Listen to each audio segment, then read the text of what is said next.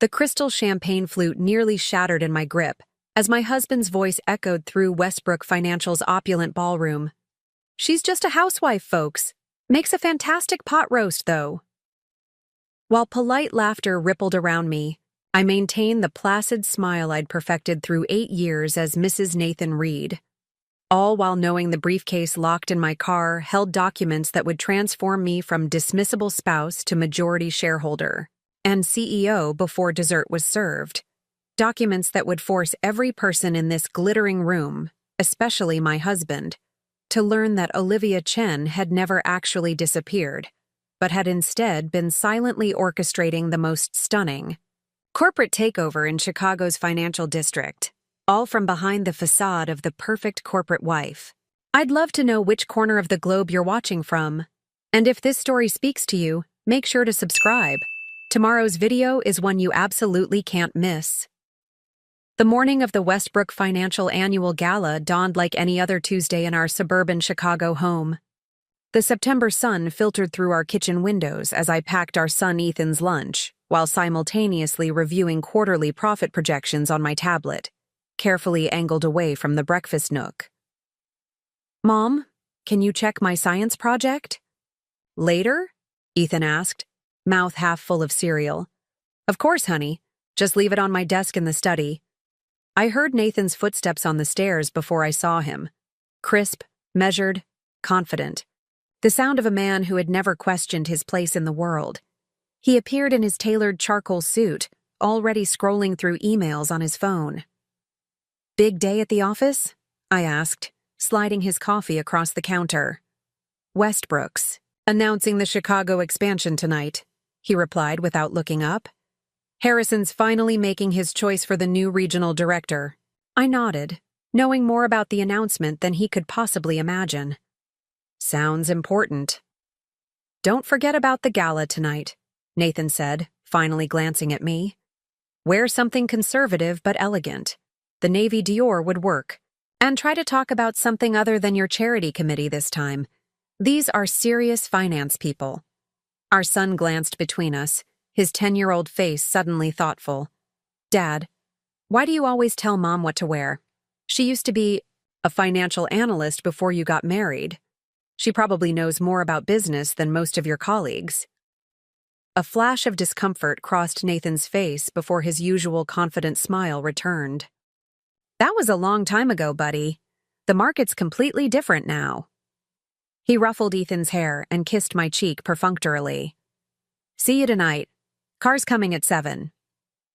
After Nathan and Ethan left, one to his corner office at Westbrook, the other to 5th grade, I locked the kitchen door and entered my home office. Not the airy, Instagram-worthy space visible from the hallway with its organized craft supplies and volunteer schedules, but my real office. A converted walk-in closet accessible through a hidden panel in our master bedroom bookshelf. Inside was a command center that would make any Wall Street executive envious. 3 monitors displaying market trends, investment portfolios, and confidential financial reports. A secure phone line connected to partners in New York, London, and Hong Kong. This hidden room had been my sanctuary for 5 years, ever since I'd begun quietly rebuilding my career while maintaining the facade of the perfect corporate wife. I opened my laptop and dialed a secure video call. The face of Victoria Zhang, my former business school roommate and now managing partner at one of New York's most elite investment firms, appeared on the screen. "Everything set for tonight?" Victoria asked without preamble. "Almost. The board's approval came through this morning.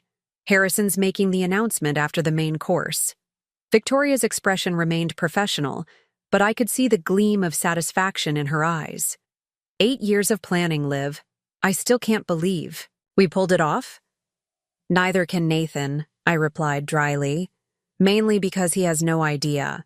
The truth was both simpler and more complex than anyone realized. I hadn't always been just a housewife. 12 years ago, I'd been Olivia Chen, graduating summa cum laude from Wharton with job offers from the top financial firms in the country. I chose Westbrook Financial, drawn by their innovative approach to sustainable investing. That's where I met Nathan Reed, brilliant, charismatic, and the son of Harrison Reed's closest friend. Our courtship was a whirlwind of late nights analyzing market trends and weekend trips to financial conferences. When we married after 18 months, everyone called it the perfect match. Then came the Campbell account, a massive potential client that would establish Westbrook as a major player in environmentally responsible investing, my specialty. I'd spent months developing the presentation, analyzing the numbers, creating projections that were both ambitious and achievable. The night before the pitch, Nathan asked to review my work. "Just to give you some pointers," he'd said with his trademark confidence. I handed over my laptop without hesitation. We were partners after all. The next morning, I arrived early at the office to find Harrison Reed, CEO and founder of Westbrook Financial, clapping Nathan on the back. "Brilliant work, son. The Campbell team just called. They're signing with us. Your approach to sustainable yield projections was exactly what they needed to hear." Nathan's eyes met mine across the office. There was a flicker of something, guilt? Regret? Before it vanished behind his winning smile. "Just doing my job, sir." I discovered later that Nathan had emailed my entire presentation to himself, removed my name, and forwarded it to the client as his own work. When I confronted him, his response chilled me. "Be reasonable, Liv. They were never going to take a woman seriously with numbers this big. I did us both a favor." A week later, I discovered I was pregnant with Ethan. Nathan's next words cemented my fate. "This is perfect timing. You've been talking about taking a step back anyway. Now you can focus on being a mother while I build our future at Westbrook." I never formally resigned. Nathan simply informed HR I wouldn't be returning after my maternity leave. Just like that, Olivia Chen, rising star in sustainable finance, disappeared. For 3 years, I embraced motherhood wholeheartedly. Ethan was the joy of my life, and I cherished our time together. But as he grew more independent, the financial analyst in me grew restless. I began consulting anonymously through Victoria's firm, my Wharton network proving invaluable. What started as occasional advising evolved into managing substantial portfolios for select clients who didn't care about my identity, only my consistently excellent returns. Then came the day, 5 years ago, when I overheard Nathan on the phone with Harrison Reed. Westbrook was struggling. Their approach to sustainable investing, once revolutionary, had grown stagnant. Younger, more innovative firms were capturing the market. "We need fresh blood," Harrison had said, his voice clear on the speakerphone. "Someone who understands where this industry is headed." "I'm working on some new models," Nathan replied, but I could hear the uncertainty in his voice. That night, after Nathan fell asleep, I pulled out my laptop and began analyzing Westbrook's public financial statements. The company wasn't just struggling, it was in serious trouble. Their sustainable investment division, once the crown jewel, was significantly underperforming. Without a major overhaul, Westbrook would be forced to sell within 3 years. I stayed up until dawn, creating a comprehensive revitalization strategy. Not for Nathan, not even for Westbrook, but for myself. Because at that moment, I realized I'd never truly given up on my career. I just redirected my ambitions. A lot of love and effort went into bringing this story to life. If you're enjoying it, we'd be so grateful if you'd subscribe to our channel. Now back to where we left off. The next day, I called Victoria and outlined my plan. We would quietly, legally acquire enough shares in Westbrook Financial to influence its direction. With Victoria's connections and my strategy, we could save the company, and in the process, I could reclaim my professional identity. "Are you sure about this, Liv?" Victoria had asked. "It's going to take years, and Nathan will never forgive you." I thought about my son, watching how his father dismissed his mother's intelligence daily. I thought about the countless women at Westbrook who'd been passed over for promotions in favor of less qualified men. And I thought about myself, the financial analyst who'd allowed her voice to be silenced for too long. I'm not doing this for forgiveness, I replied. I'm doing it for justice. Victoria became my public face, gradually acquiring Westbrook shares through various investment vehicles. Meanwhile, I rebuilt my professional network under the pseudonym Olivia Chen Consulting, providing investment advice to select clients, including, ironically, several Westbrook board members who had no idea they were working with the CEO's daughter-in-law. For 5 years, I lived a double life, corporate wife by day, financial strategist by night. I attended charity luncheons and planned dinner parties, all while secretly directing complex investment strategies that consistently outperformed the market. Nathan remained oblivious, too absorbed in his own career to notice the changes in mine. The more he dismissed me publicly as just a housewife, the more determined I became to succeed. Which brings us back to this morning, the day of the Westbrook Financial Gala, when Victoria confirmed what we'd been working toward for half a decade. Our investment consortium now owned 51.4% of Westbrook's shares, and the board had approved our restructuring plan, including the appointment of a new CEO. Harrison thinks the consortium's choice is brilliant, Victoria said, scrolling through her notes. He has no idea he's been working with you for the past 3 years on those anonymous consulting projects. I sighed, thinking of the old CEO. Harrison Reed wasn't a bad man, just a product of his generation. He genuinely believed he was mentoring Nathan, grooming him for leadership. He couldn't see that his protégé's most innovative ideas weren't his own. What about Rebecca Taylor? I asked, referring to Westbrook's talented chief investment officer and Nathan's not-so-secret office romance for the past year. Victoria's expression darkened. Still planning her coup. According to our sources, she and Nathan are announcing their new venture tonight after Harrison reveals the Chicago expansion. They've been siphoning clients for months. The betrayal shouldn't have stung. Our marriage had been essentially over since I discovered Nathan's affair, but the professional sabotage was unforgivable. Nathan and Rebecca weren't just leaving Westbrook, they were deliberately weakening it to make their new firm more attractive to investors. They have no idea how many clients will stay with Westbrook once our new sustainable investment approach is implemented, I said, reviewing the projected numbers on my second monitor. Victoria nodded. The board is particularly impressed with the innovative risk assessment model. Harrison called it, and I quote, the most revolutionary approach to sustainable investing he's seen in a decade. I smiled, remembering the nights I'd spent developing that model, often with Ethan asleep on the couch in my hidden office. My son had grown up watching me work, asking questions about algorithms and market trends that would stump most adults.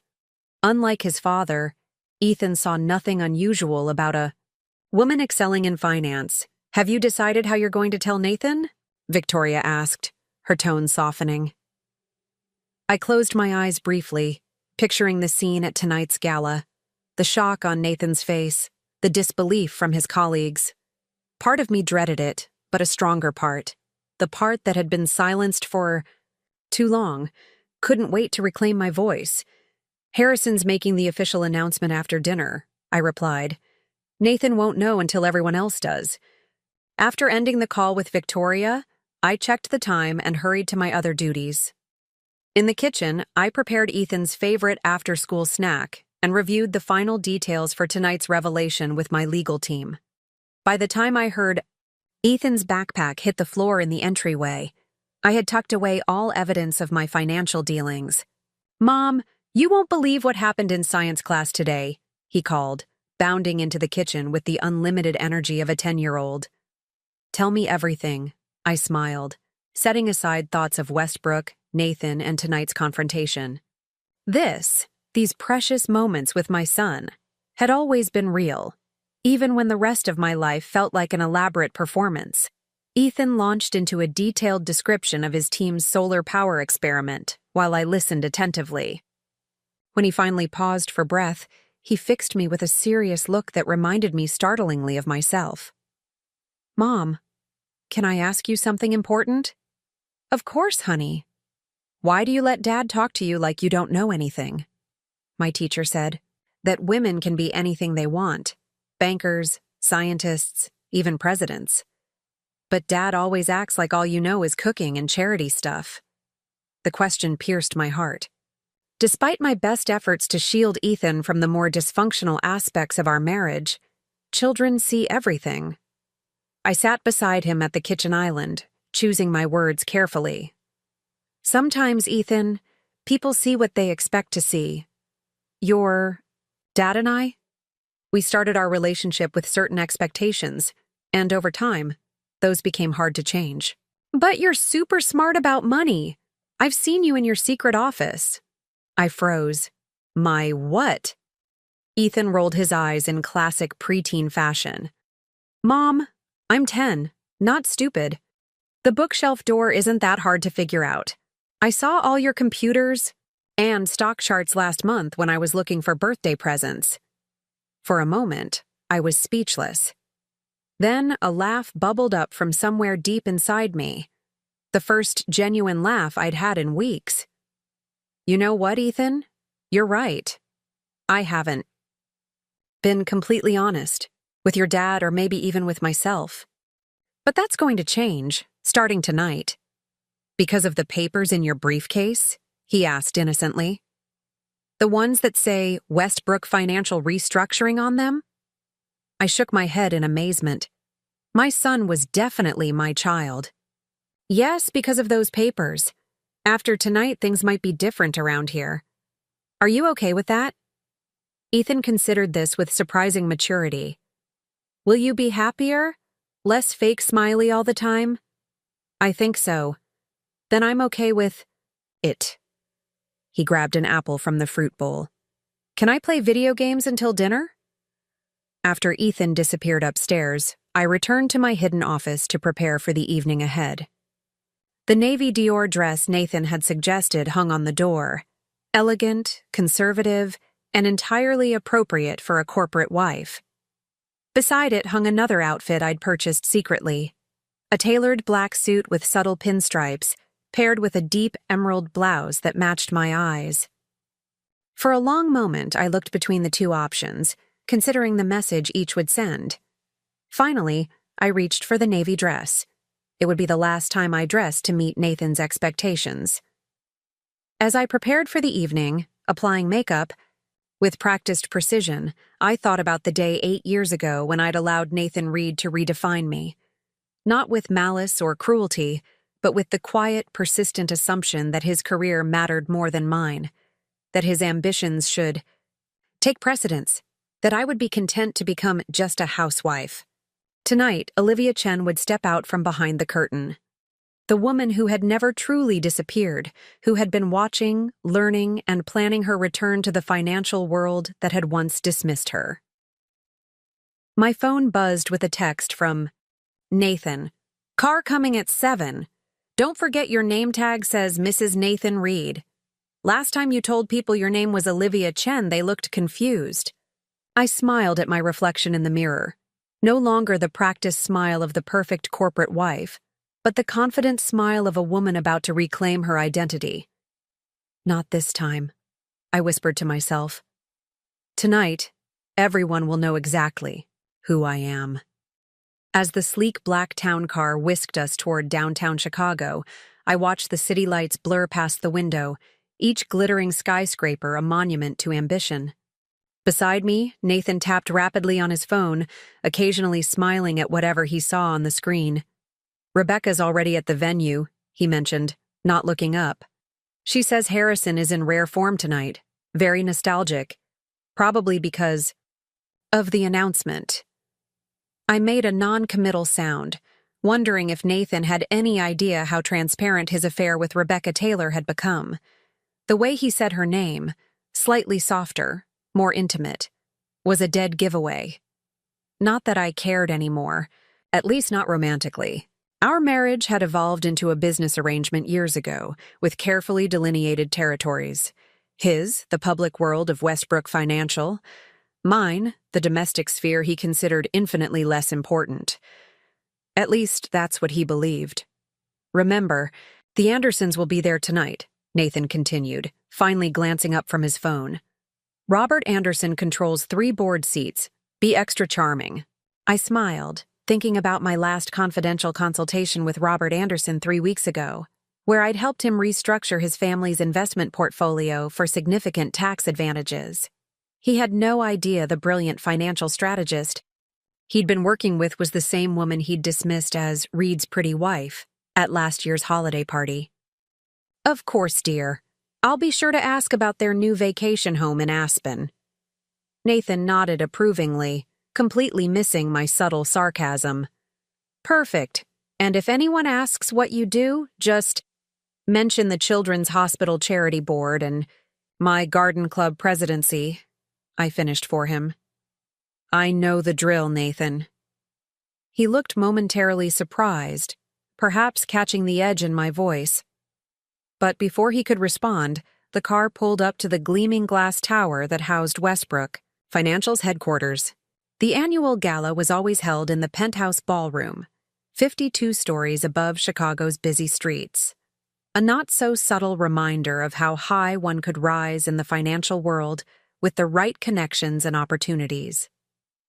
Opportunities that had been systematically denied to women like me.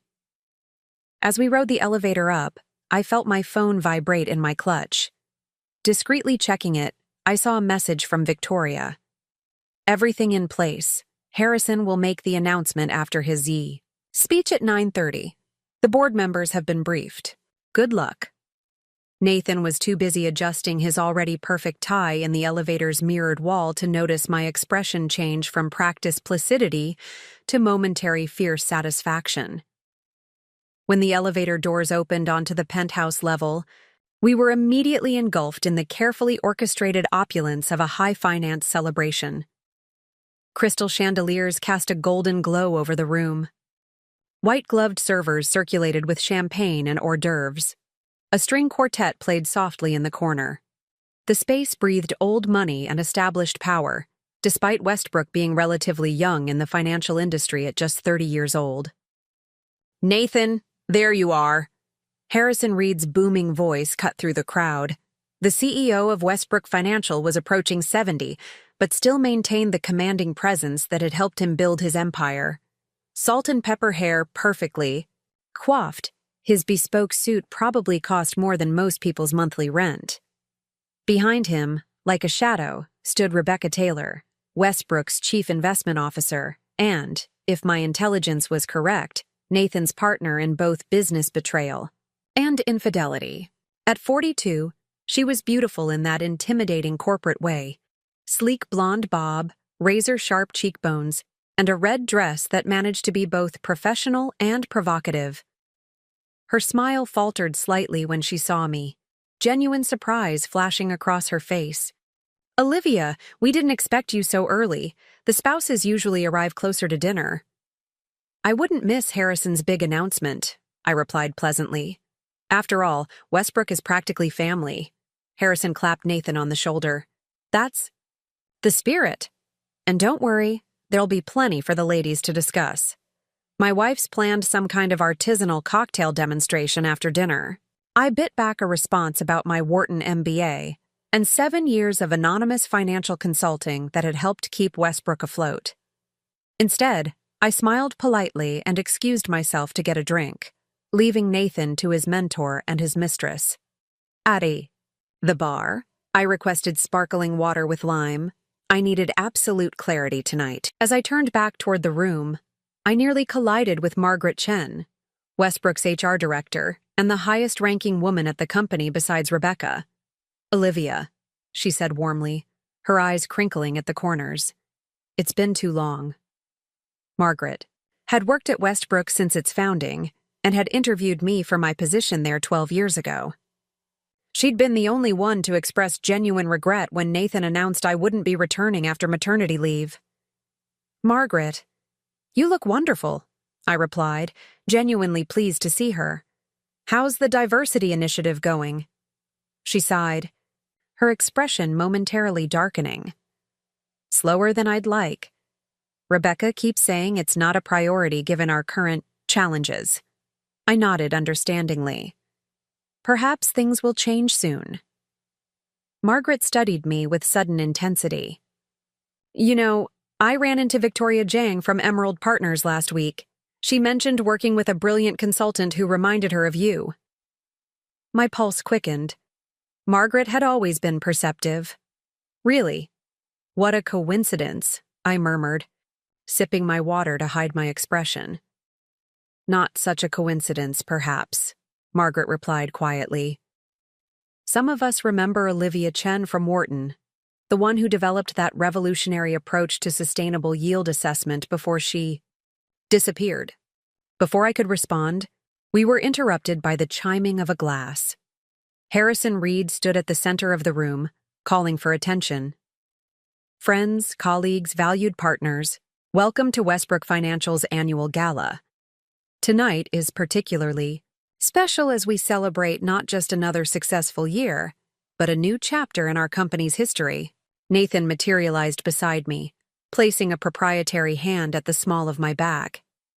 Harrison's starting early, he whispered. Rebecca says the board must have pushed for it. I nodded, scanning the room. The board members were gathered near the back, their expressions unreadable. Victoria stood among a group of investment partners, raising her glass subtly in my direction when our eyes met. Harrison continued. For 30 years, Westbrook Financial has been at the forefront of investment innovation. We've weathered market crashes, navigated recessions, and emerged stronger each time. But as any good investor knows, the key to longevity is adaptation. The room murmured in agreement. I noticed Robert Anderson watching Harrison intently, occasionally glancing at his watch. Tonight, I'm thrilled to announce Westbrook's most ambitious expansion to date, our new Chicago Sustainable Investment Center, which will revolutionize how we approach environmentally and socially responsible investing. Around me, people applauded. Nathan's grip on my waist tightened slightly. This was the project he'd been positioning himself to lead for months. This new division represents the future of Westbrook, and indeed, the future of financial services. Harrison continued. Which is why its leadership required careful consideration. I felt Nathan straighten beside me, preparing for his moment of triumph. Rebecca Taylor had moved closer to the front of the room, her expression anticipatory. But before I announce our choice for regional director, I'd like to acknowledge the extraordinary circumstances that have brought us to this moment. Harrison's tone shifted, becoming more serious. The crowd grew still, sensing the change. 3 years ago, Westbrook faced significant challenges. Our sustainable investment approach, once revolutionary, had grown stagnant. We were losing clients to more innovative competitors. The board considered selling. Shocked whispers rippled through the room. This information had been closely guarded. What saved us was a series of anonymous consultations from a financial strategist of exceptional talent. Someone who completely reimagined our approach to sustainable investing. Someone whose identity remained hidden until recently. My heart pounded so loudly I was certain Nathan must hear it. His hand had dropped from my waist as he leaned forward, confusion evident on his face. Harrison surveyed the room. The board recently discovered that this anonymous savior, the architect of our renewed success, was working right under our noses. Rebecca Taylor stepped forward slightly, a practiced, modest smile on her face. Tonight, I'm not just announcing a new regional director, Harrison continued. I'm introducing Westbrook Financial's new CEO, as unanimously approved by our board of directors. The crowd buzzed with excitement and confusion. Nathan's posture had gone rigid beside me. You see, Harrison explained, our anonymous consultant wasn't just a financial genius. She was also the majority shareholder of Westbrook, having quietly acquired controlling interest through a series of strategic investments over the past 5 years. Rebecca's smile faltered. Nathan turned to me, his expression suddenly wary. What's happening? He whispered. I simply shook my head, motioning for him to listen. Ladies and gentlemen, Harrison announced, his voice rising with genuine admiration. It is my great honor to introduce Westbrook Financial's new Chief Executive Officer and the visionary behind our sustainable investment renaissance. A spotlight swung toward our section of the room, but instead of illuminating Nathan or Rebecca, it found me. Olivia Chen Reed. For one crystallized moment, the entire room was silent. Then a cacophony of reactions, gasps of surprise, scattered applause that quickly grew more enthusiastic, and beside me, Nathan's audible, "What the hell?" Harrison beckoned me forward. On legs that somehow remained steady, I made my way to the center of the room. "Many of you know Olivia only as Nathan Reed's wife," Harrison said, giving my hand a fatherly squeeze as I reached him. "But before that, she was Olivia Chen, one of the most promising financial analysts of her generation. While raising her son and supporting her husband's career, she quietly revolutionized Westbrook's investment approach through anonymous consulting that saved our company from obsolescence." The applause was deafening now, led enthusiastically by Margaret Chen and the board members. I caught Victoria's eye across the room, her expression a mix of pride and vindication.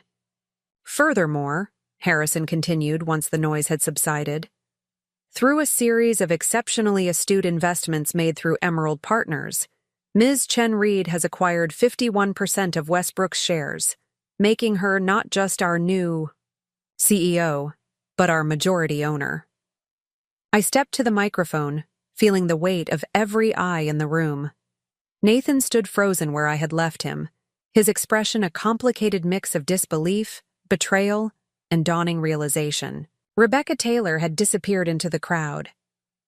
"Thank you, Harrison," I began, my voice steadier than I'd anticipated. "For those who only know me as Mrs. Nathan Reed, allow me to reintroduce myself.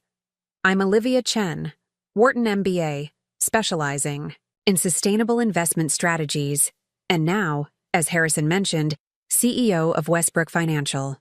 The crowd's reaction was a fascinating study in human psychology. Shock from those who had dismissed me as just a housewife, vindicated nods from women who had experienced similar underestimation, and calculating reassessment from the power. Players who suddenly needed to recalibrate their understanding of the company's hierarchy. "My journey back to finance was unconventional," I continued. 8 years ago, after my son was born, I stepped away from public professional life. But I never stopped being a financial analyst. While I was supposedly just planning dinner parties and attending charity luncheons, I was also rebuilding my career on my own terms. I paused, finding Nathan's eyes in the crowd. He had recovered enough to maintain a neutral expression, though the muscle ticking in his jaw betrayed his tension. "Tonight marks the beginning of a new era for Westbrook Financial. Our Chicago Sustainable Investment Center will redefine industry standards for environmentally and socially responsible investing. And yes," I allowed myself a small smile, "I will be personally overseeing its development." I outlined my vision for Westbrook's future, the innovative risk assessment model I'd developed, our focus on transparent ethics, and the aggressive diversity initiative that would ensure talent at all levels was recognized and rewarded.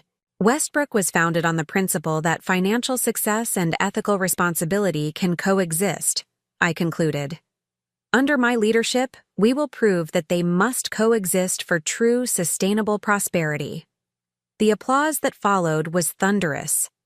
Harrison raised his glass in a toast. To Olivia Chen Reed and the future of Westbrook Financial. As glasses clinked around the room, I finally allowed myself to absorb the magnitude of the moment.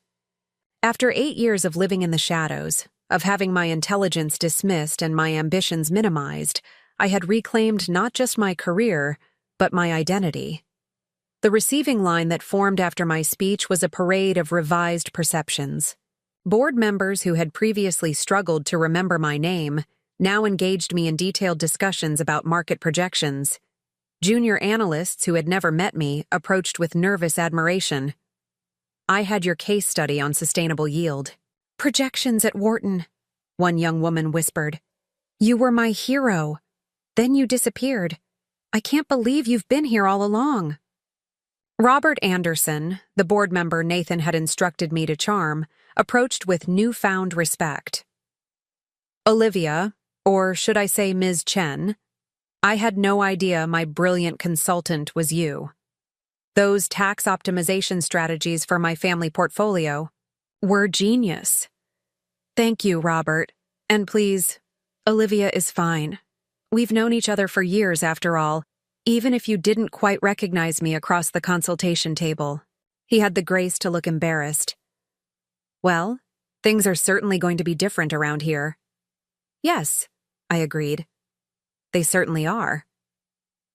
Throughout the celebration, I was acutely aware of Nathan. He had recovered admirably from the shock, doing what he did best: networking, smiling, shaking hands. To anyone watching, he appeared to be the supportive husband celebrating his wife's success. But I knew better. The tight set of his shoulders, the too bright gleam in his eyes, the way his laugh never quite reached its usual volume, all betrayed his internal struggle. Finally, as the evening wore on, he managed to maneuver through the crowd to reach me. "A word in private?" he requested, his voice pitched low enough that only I could hear. I nodded, following him to a quiet corner of the ballroom, away from curious ears. "How long?" he asked once we were alone. "How long have you been planning this?" 5 years, I answered honestly, since I overheard you and Harrison discussing Westbrook's troubles, though the anonymous consulting started 3 years ago.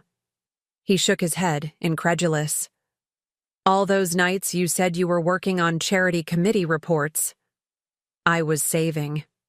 "The company you were planning to abandon," I finished for him. "Yes." Nathan's expression hardened. "This is about the Campbell account, isn't it? You've been nursing that grievance for a decade." "This isn't about grievances, Nathan. It's about recognition, value. The fact that you still think this is about revenge rather than professional achievement says everything about why our marriage failed." He flinched at the word failed, glancing around to ensure no one had overheard. "What? About our plans?" he asked, his voice taking on a desperate edge. "What about your plans with Rebecca to start a competing firm using Westbrook's client list?" I interrupted coolly. "Yes, I know all about those too. The board has been briefed. Your credentials and building access will be revoked at midnight." Nathan paled. "You can't do that. My father and Harrison were best friends. This company was built on financial innovation, not nepotism," I corrected him. "Harrison recognized that, which is why he fully supports the transition." As if summoned by his name, Harrison appeared at my elbow. "Ah, there you are, Olivia. The Miyamoto delegation is eager to discuss the Tokyo expansion with you." He turned to Nathan with palpable awkwardness. "Nathan, my boy, I think it's best if we continue this conversation in my office tomorrow. 9 a.m.? Nathan straightened his shoulders, his Wall Street training kicking in. Never show weakness. Always project confidence. "Of course, Harrison. I'll be there." As Harrison led me away, I caught sight of Rebecca Taylor by the exit, her expression thunderous as she watched the interaction. Her plans for a spectacular departure, using Westbrook's clients to jumpstart a competing firm, had just imploded spectacularly. I should have felt vindicated, even victorious. Instead, I felt only a calm certainty that I was finally exactly where I belonged. The rest of the evening passed in a blur of congratulations, strategic discussions, and the surreal experience of being genuinely seen by people who had looked through me for years. By the time the gala wound down, it was past midnight. Nathan had disappeared, presumably to regroup with Rebecca and assess the damage to their plans. I found I didn't particularly care. Tomorrow would bring its own challenges. The formal transition announcement to employees, meetings with major clients, the inevitable media storm once the story broke. But tonight, as Harrison walked me to my waiting car, I allowed myself to savor the moment. You know, the older man said reflectively, when I realized you were the anonymous consultant who'd been guiding our sustainable investment strategy, I was shocked. Not because you weren't capable. Anyone who remembered your work before you knew you were brilliant, but because you'd managed to accomplish so much while everyone underestimated you. I smiled, thinking of my hidden office, the late nights analyzing market trends while the rest of the house slept, the carefully constructed facade of the corporate wife that had allowed me to operate undetected. People see what they expect to see, Harrison. Nathan expected to see just a housewife, so that's all he saw. Harrison nodded thoughtfully. Well, I suspect no one will make that mistake again. He patted my hand avuncularly. Your office will be ready tomorrow morning. The corner suite with the view of the lake. Nathan's office, I observed.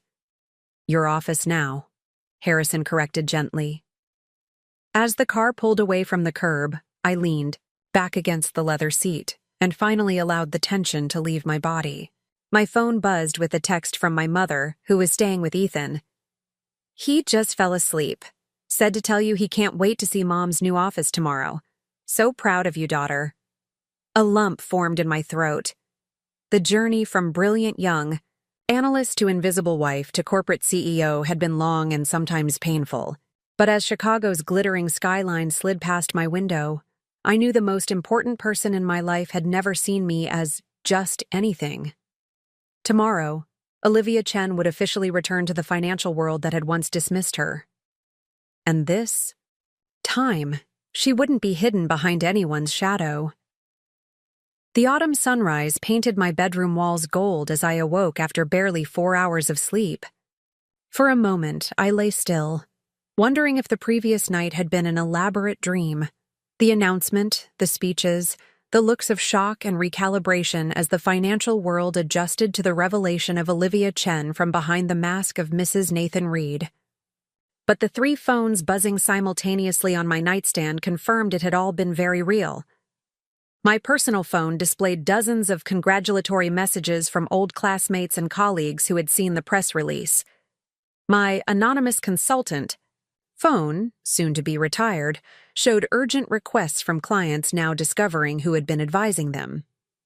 And my new official Westbrook CEO phone, delivered to my home at 6 a.m. by Harrison's assistant, already contained 47 emails requiring immediate attention. A soft knock at my bedroom door preceded Ethan's tousled head peeking in. Mom, are you awake? Grandma's making pancakes and the news people are talking about you on TV. I smiled, patting the bed beside me. Come here, buddy. He bounded over and crawled under the covers, still in his space-themed pajamas. At 10, he was at that perfect cusp between childhood and adolescence. Old enough to understand complex situations, but young enough to still want morning cuddles with his mother. So it worked? He asked, his dark eyes serious. You're really the boss now? It worked, I confirmed, smoothing his hair. How do you feel about that? Ethan considered the question with endearing gravity. I think it's awesome. But Dad's probably super mad, right? Is he coming home today? The question I'd been dreading. Nathan hadn't returned home last night. Not unexpected given the circumstances, but still a reality that required explanation to our son. I don't think Dad will be coming home for a while, Ethan. Last night changed a lot of things. He's probably staying at a hotel while he figures out his next steps. Because you took his job? I winced at the simplification, but couldn't exactly fault a 10-year-old's perspective. Not exactly. Your dad was actually planning to leave Westbrook, to start his own company. He just didn't know I'd be staying.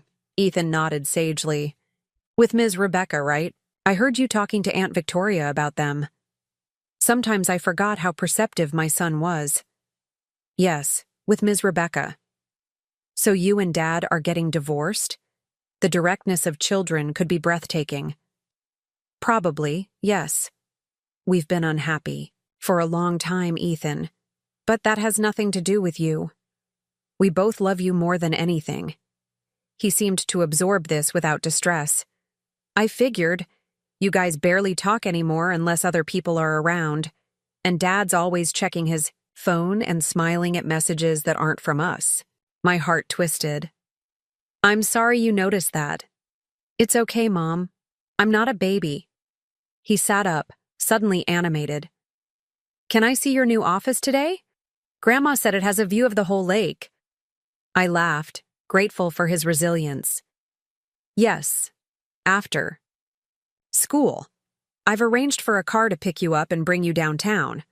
But first, I checked the time on my phone. You need to get ready for school, and I need to get ready for my first day as CEO. After Ethan scrambled off to get dressed, I allowed myself one more moment of private reflection. In the 8 years since becoming Mrs. Nathan Reed, I'd never imagined my return to finance would be quite so dramatic. I'd envisioned a gradual re-entry, perhaps starting my own small firm or accepting a mid-level position at a competitor. The path to becoming Westbrook's CEO and majority shareholder had evolved organically, born of necessity when I discovered the company's vulnerability and Nathan's planned betrayal. No time for rumination now, though. I had an empire to run. I chose my outfit with deliberate care, a charcoal gray pantsuit that conveyed authority without trying too hard, paired with a jade silk blouse that brought out the green in my eyes. My mother, visiting from San Francisco to help with Ethan during the transition, appeared in the doorway as I fastened a simple pearl necklace, her gift to me when I graduated from Wharton.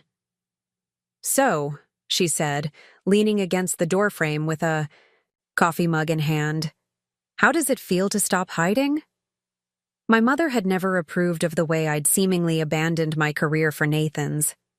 A pioneering biochemist who'd faced her own battles in a male-dominated field, she'd supported my decision to prioritize motherhood when Ethan was born, but had grown increasingly concerned as years passed with no sign of me returning to finance. She was one of only 3 people who knew about my double life as an anonymous consultant. Her basement had housed my first hidden office when I began trading under pseudonyms. Terrifying, I admitted, meeting her eyes in the mirror. Exhilarating, overwhelming. She nodded, understanding. Your father would have been so proud. My dad, a mathematics professor who'd encouraged my love of numbers from childhood, had passed away during my 2nd year at Wharton. He never got to see me graduate, never met Nathan or Ethan. But he'd instilled in me the conviction that financial systems were just elaborate mathematical puzzles waiting to be solved by those patient enough to see the patterns. I know, I said softly. I kept hearing his voice last night when I was giving that speech. Stand tall, Livy. You've earned your place at the table. Mom crossed the room and adjusted my collar slightly, an unnecessary gesture that was really an excuse for physical connection. You haven't just earned your place, daughter. You've bought the whole damn restaurant. I laughed, the tension breaking. Yes, well, the hard part starts now. Harder than secretly running a financial consulting business while maintaining the, perfect corporate wife facade and raising a child? Her eyebrow arched skeptically. Different, I clarified. Public hard. She kissed my cheek. You'll be magnificent. Now go show those Wall Street boys what Olivia Chen is really made of. The Westbrook financial headquarters hummed with unusual energy as I stepped off the elevator on the executive floor. Conversations paused momentarily as employees noticed. Me, then resumed with increased intensity. News traveled fast in finance, and by now, everyone would have seen the press release announcing Harrison Reed's planned retirement and my appointment as CEO. Margaret Chen intercepted me before I reached the executive suite. Good morning, Madam CEO, she said, her eyes twinkling. Quite the entrance you made last night. Good morning, Margaret, and thank you for keeping my secret all these years. She fell into step beside me. I didn't know the full extent, but I always suspected there was more to Olivia Chen than Nathan allowed people to see. She handed me a tablet displaying the day's schedule. The executive team is assembled in the main conference room. Harrison suggested a brief introduction before The all-hands meeting at 10. I scanned the schedule, noting the relentless parade of meetings, briefings, and media interviews that would define my first official day. Has Nathan arrived? Margaret's expression turned carefully neutral. Mr. Reed attempted to access the building at 7 a.m., but was informed his credentials had been temporarily suspended pending today's security review. He expressed his displeasure to the lobby security team. I could imagine. Nathan's temper, while rarely directed at me or Ethan, could be formidable when his authority was challenged. And Rebecca Taylor? Called in sick. Though her assistant mentioned, she was seen leaving her apartment with multiple suitcases. Running, then. Probably wise, given the evidence of corporate espionage we'd compiled against her and Nathan. Not that I intended to pursue legal action unless forced. The public humiliation of their failed coup would be punishment enough.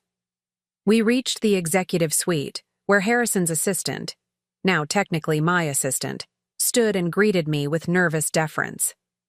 Good morning, Ms. Chen. I've transferred all your appointments to the system and prepared the files you requested on the Chicago expansion. She gestured to the imposing double doors. Mr. Reed is waiting in the conference room with the executive team. I paused, processing. Harrison, you mean? She blinked in confusion. No, ma'am. Mr. Nathan Reed. He arrived about 20 minutes ago. Mr. Harrison said... He said it was better to handle this privately before the all-hands meeting. Margaret and I exchanged glances. Harrison had always had a soft spot for Nathan, having watched him grow up as his best friend's son. It seemed he'd used his executive override to grant Nathan access to the building, despite the board's decision. Thank you, Jennifer. I'll handle it from here. Inside the conference room, Westbrook's executive leadership team, 12 division heads, the CFO, and Harrison himself, sat in uncomfortable silence around the massive oak table. Nathan occupied a chair near Harrison, his posture deceptively relaxed, though the whiteness of his knuckles as he gripped his coffee mug betrayed his tension. Ah, Olivia. Harrison rose to greet me, genuine warmth in his voice despite the awkward circumstances. Perfect timing. We were just discussing the transitional framework for the leadership change. All eyes turned to me, a mix of curiosity, apprehension, and in some cases, barely concealed resentment. I recognized the calculations happening behind those stares. Who would rise under the new regime? Who would fall? Whose allegiances to Nathan might now prove problematic? I took my place at the head of the table. Harrison had deliberately left the CEO's chair empty for me and set my portfolio down with deliberate calm. Good morning, everyone. I appreciate you adjusting your schedules for this impromptu meeting. I met each gaze directly, lingering last on Nathan's. I understand this transition comes as a surprise to most of you. I look forward to meeting with each division head individually over the coming days to discuss your specific areas of responsibility. The CFO, Lawrence Wilson, cleared his throat. A methodical, cautious man in his late 50s, he had always treated me with polite indifference. At company functions, Ms. Chen Reed, Chen, I corrected gently. I'll be reverting to my professional name. He nodded, recalibrating. Ms. Chen, the board's announcement mentions your role in developing our sustainable investment strategy over the past 3 years. Could you elaborate on that involvement? Many of us were under the impression that division was headed by... His eyes flicked briefly to Nathan. Other leadership. A diplomatic way of asking how I'd secretly been running major portions of the company while ostensibly being just the CEO's daughter-in-law. Of course, Lawrence. 3 years ago, Harrison engaged an anonymous consultant through Emerald Partners to reimagine Westbrook's approach to sustainable investing. That consultant was me, operating through a series of privacy agreements that kept my identity confidential.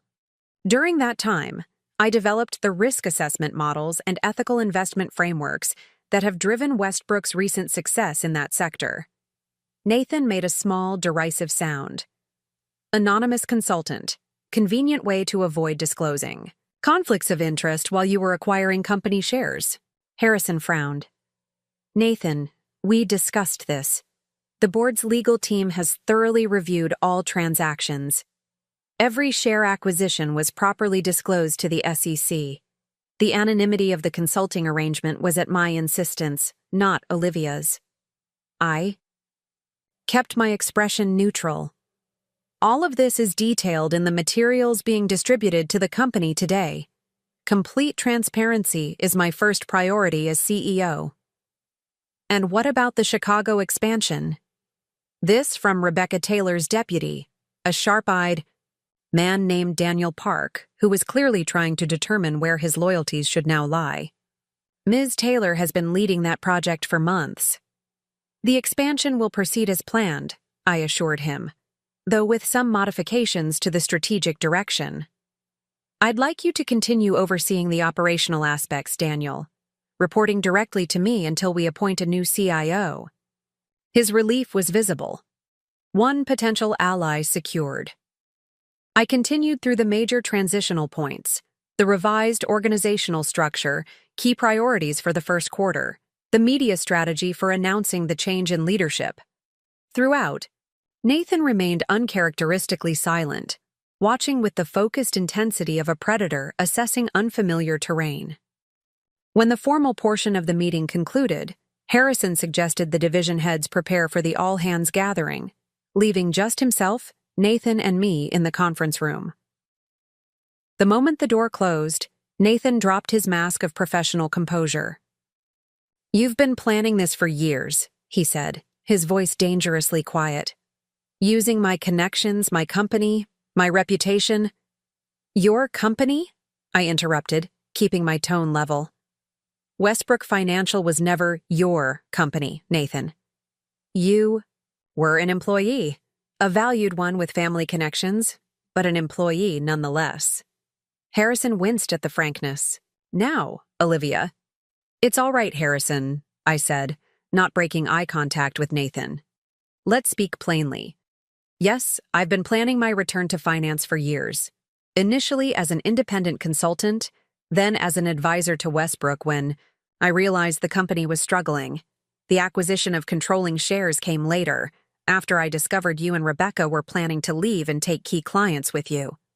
Nathan's face flushed. "You had no right to go through my private communications. I didn't have to. Rebecca's assistant is remarkably loyal to Westbrook, if not to her boss. She brought us the client solicitation emails 2 months ago. That landed like a physical blow." Nathan looked to Harrison, perhaps seeking alliance, but the older man's expression remained grave.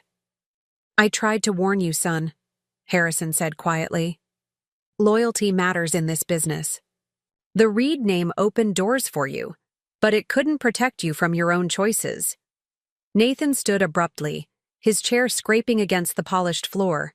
"This isn't over. The board can't—" "The board voted unanimously," I cut in, "including your father's old friends. They recognized what you've apparently forgotten. Westbrook's success was built on financial innovation and ethical leadership, not family entitlement." For a moment, I thought he might lash out physically. His hands clenched into fists at his sides, his breathing shallow. But years of corporate training held. Never show emotion, never lose control publicly. "You've made a critical miscalculation," he said finally, his voice deadly calm. "You've been hiding behind anonymity for years. You have no idea what it takes to lead publicly. The scrutiny, the pressure, you'll crumble within a month. And when you do, don't expect me to clean up your mess." I regarded him steadily. "Thank you for your concern, but I'll manage. Your personal belongings have been packed from your office. Jennifer will escort you to collect them after the all-hands meeting. Your employment officially terminates at noon." It was dismissal, plain and simple. For a man who had spent his career dismissing others, especially women, the irony was unmistakable. Nathan's jaw worked silently for a moment before he turned on his heel and left, closing the door with exaggerated control that was somehow more unnerving than if he'd slammed it. Harrison let out a long breath. "Well, that could have gone worse." I gave him a wry look. "It still might. Nathan doesn't respond well to public humiliation. I expect he'll be calling in favors and spreading rumors by lunchtime. The financial community respects results above all, Harrison reminded me, rising to his feet with a slight wince. His artificial hip had been bothering him lately. And your results speak for themselves. The board wouldn't have approved this transition if they weren't confident in your abilities. We walked together toward the auditorium where 500 Westbrook employees would soon gather for the official announcement. Harrison's presence beside me, a visible transfer of authority from the company's founder to its new leader, was a calculated move to ease the transition. You know, he said thoughtfully as we neared the auditorium doors, I always hoped Nathan would grow into the kind of leader who could take Westbrook forward. He has charm, connections, but not the vision, I finished quietly. Or the ethics. Harrison nodded sadly. I should have seen it sooner. The warning signs were there, taking credit for others' work, the lack of original thinking, always looking for shortcuts. I thought about the brilliant young analyst I'd fallen in love with 12 years ago and the entitled executive he'd become. People change, Harrison, sometimes not for the better, and sometimes they surprise you by becoming exactly who they were always meant to be, he countered, nodding toward the auditorium where employees were already gathering. Ready to reintroduce yourself to the world, Olivia Chen? I squared my shoulders, feeling the weight of the moment, not just for me, but for every woman who had ever been underestimated, sidelined, or dismissed as just anything. I've been ready for 8 years, Harrison. Let's go. The Westbrook Financial Auditorium fell silent as I stepped onto the stage with Harrison.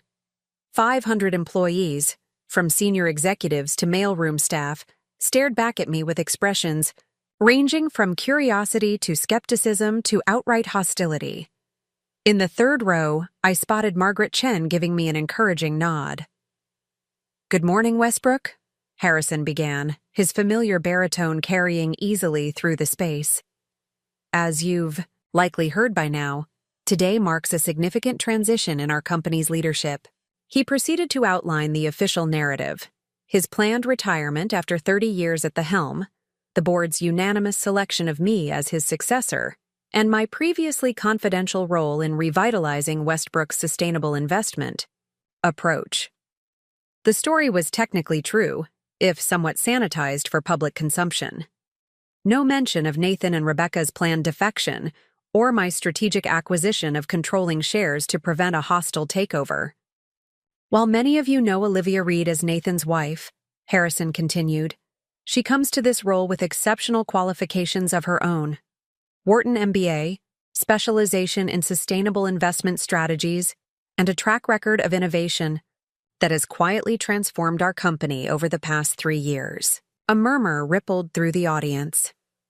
I could almost hear the recalculations happening, the mental adjustments as colleagues who had dismissed me at holiday parties or ignored me at company picnics suddenly realized who had actually been behind Westbrook's recent successes.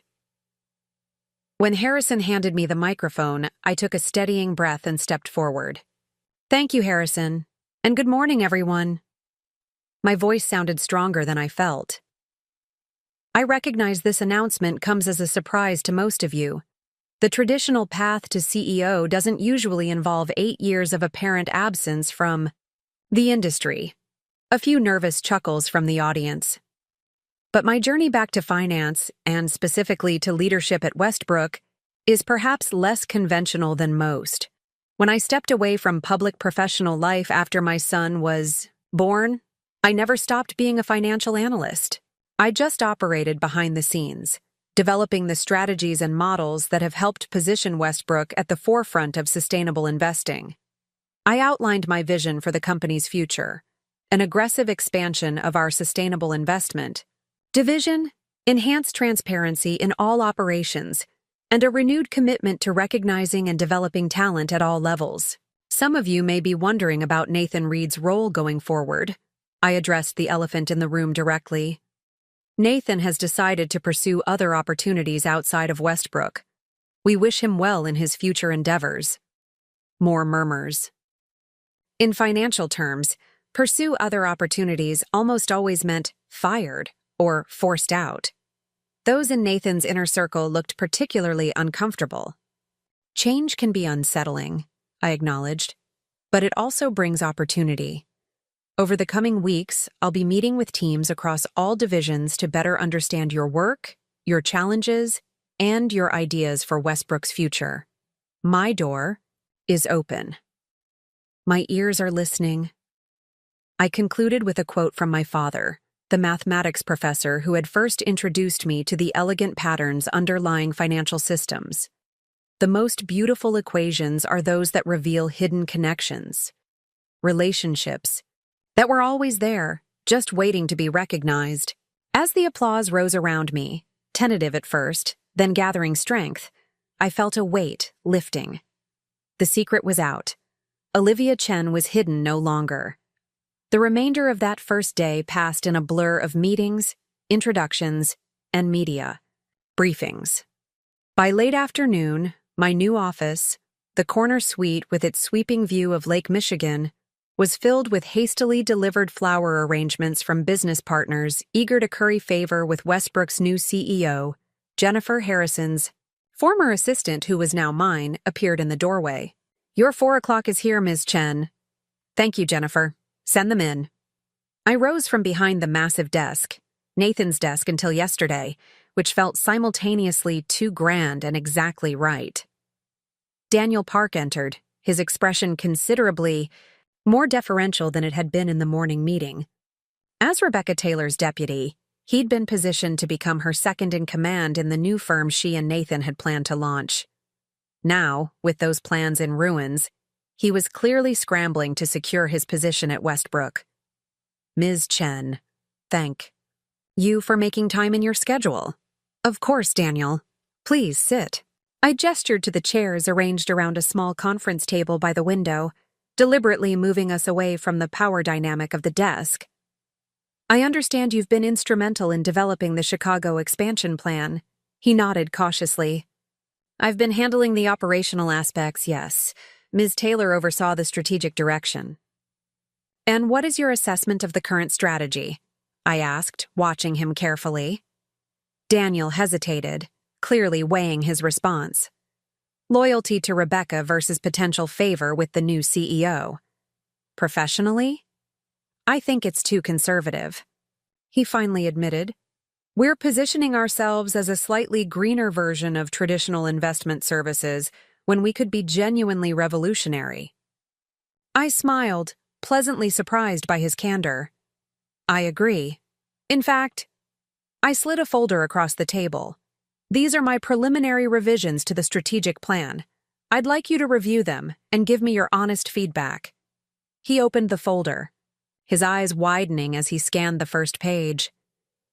"This is ambitious.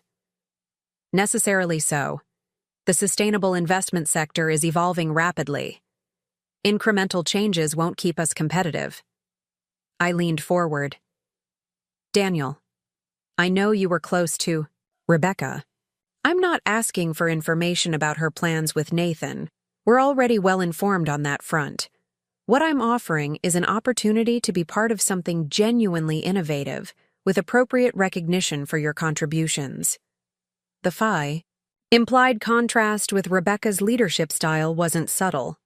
According to our intelligence, she had been notorious for claiming credit for her team's work, a habit she and Nathan had in common. Daniel studied me for a long moment. "Why me? There are plenty of Westbrook executives with more seniority." "Because you saw the flaws in Rebecca's approach but stayed loyal to the company. Because you've consistently advocated for more progressive investment models, even when they were dismissed as too radical. And because you have nothing to prove to me, your work speaks for itself." He closed the folder. Decision made. "What do you need from me?" "Two things. First, a complete, honest assessment of where the Chicago expansion currently stands. Strengths, weaknesses, vulnerabilities. Second, I want you to lead the revised strategic implementation, reporting directly to me until we appoint a new CIO." Daniel's expression shifted from cautious to genuinely engaged. I can have the assessment on your desk by morning. As for implementation, I have some ideas that might complement your revisions. Good. Get me the assessment, then block 3 hours on Thursday to walk me through your implementation ideas. I stood, signaling the end of our meeting. And Daniel? This is a fresh start for everyone at Westbrook. Past allegiances aren't as important to me as future performance. He nodded, understanding the subtle reassurance. Thank you, Ms. Chen. I appreciate the opportunity. After Daniel left, Jennifer appeared again. Your son is here, Ms. Chen, and the Reuters reporter is scheduled in 30 minutes. My heart lifted at the mention of Ethan. Send my son in, please. And Jennifer? Let's reschedule the Reuters interview for tomorrow morning. Family comes first today. Ethan bounded into the office moments later, his backpack still slung over one shoulder, his eyes wide as he took in the expansive space. Whoa, Mom, this office is bigger than our living room. I laughed, some of the day's tension melting away as I hugged him. What do you think? Too much? He spun in a slow circle, taking in the floor-to-ceiling windows, the sleek furniture, the abstract artwork on the walls. It's awesome. Can I do my homework here sometimes after school? Absolutely. I pointed to a small conference room visible through a glass door. I've already asked them to set up a study space for you in there. That way you can work while I finish up and we can go home together. Ethan beamed, then grew suddenly serious. Dad was on TV today. They were talking about you becoming the boss, and they showed him leaving the building carrying a box. He looked really mad. I sighed, guiding Ethan to the sitting area by the windows. I'm sure he is mad, honey. This isn't how either of us planned things to go. Is he going to try to get the company back? Ethan asked, his perceptiveness once again catching me off guard. He can't, I assured him. Westbrook belongs to its shareholders now, and I represent the majority of those shareholders, but I chose my next words carefully. Your dad is a very proud man. He might say or do things that seem hurtful because he's feeling hurt himself. Ethan nodded thoughtfully. Like when Jake Sullivan told everyone at school that he let me win the science fair because he felt sorry for me, when really he was just mad that my project was better? I smiled at the apt comparison. Exactly like that. If Dad says things about me, or about the company, that seem mean, try to remember he's processing a lot of difficult emotions right now. Okay. He fiddled with the strap of his backpack. Mom, are you going to be super busy now? Like, too busy for movie nights and stuff? The question pierced my heart. While building my secret career, I'd been deliberately present for Ethan, structuring my hidden work around his schedule to ensure he never felt neglected. Now, as a public CEO, those careful arrangements would be more challenging to maintain. Things will be busy for a while, I admitted. But never too busy for you. We might need to adjust some routines, but movie nights are non-negotiable. In fact, I checked my watch. What if we start a new tradition? Wednesday afternoon ice cream, in the CEO's office. I happen to know there's a fully stocked freezer in the executive kitchen. Ethan's face lit up. For real? Dad always said food wasn't allowed in the executive suite. Well, Dad isn't in charge anymore. I winked, rising to my feet. Let's go. Raid that freezer. As we walked hand in hand through the executive floor, passing startled employees who clearly hadn't expected to see the new CEO escorting a 10-year-old on an ice cream mission, I felt a profound sense of rightness. This was what success should look like.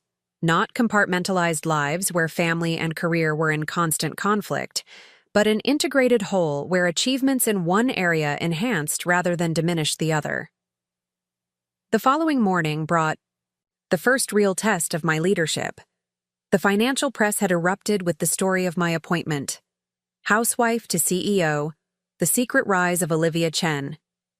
Read the Wall Street Journal headline, and clients were calling with questions about Westbrook's direction under new management.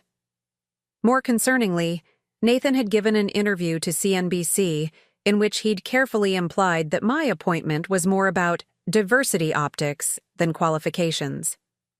He hadn't said anything overtly sexist or demonstrably false. Nathan was too smart for that, but the insinuation was clear. I was a token female CEO, not a legitimate financial leader. He's trying to undermine client confidence, Victoria observed, during our early morning video call. Classic move. Create doubt about the new leadership, then swoop in to poach clients when they're nervous.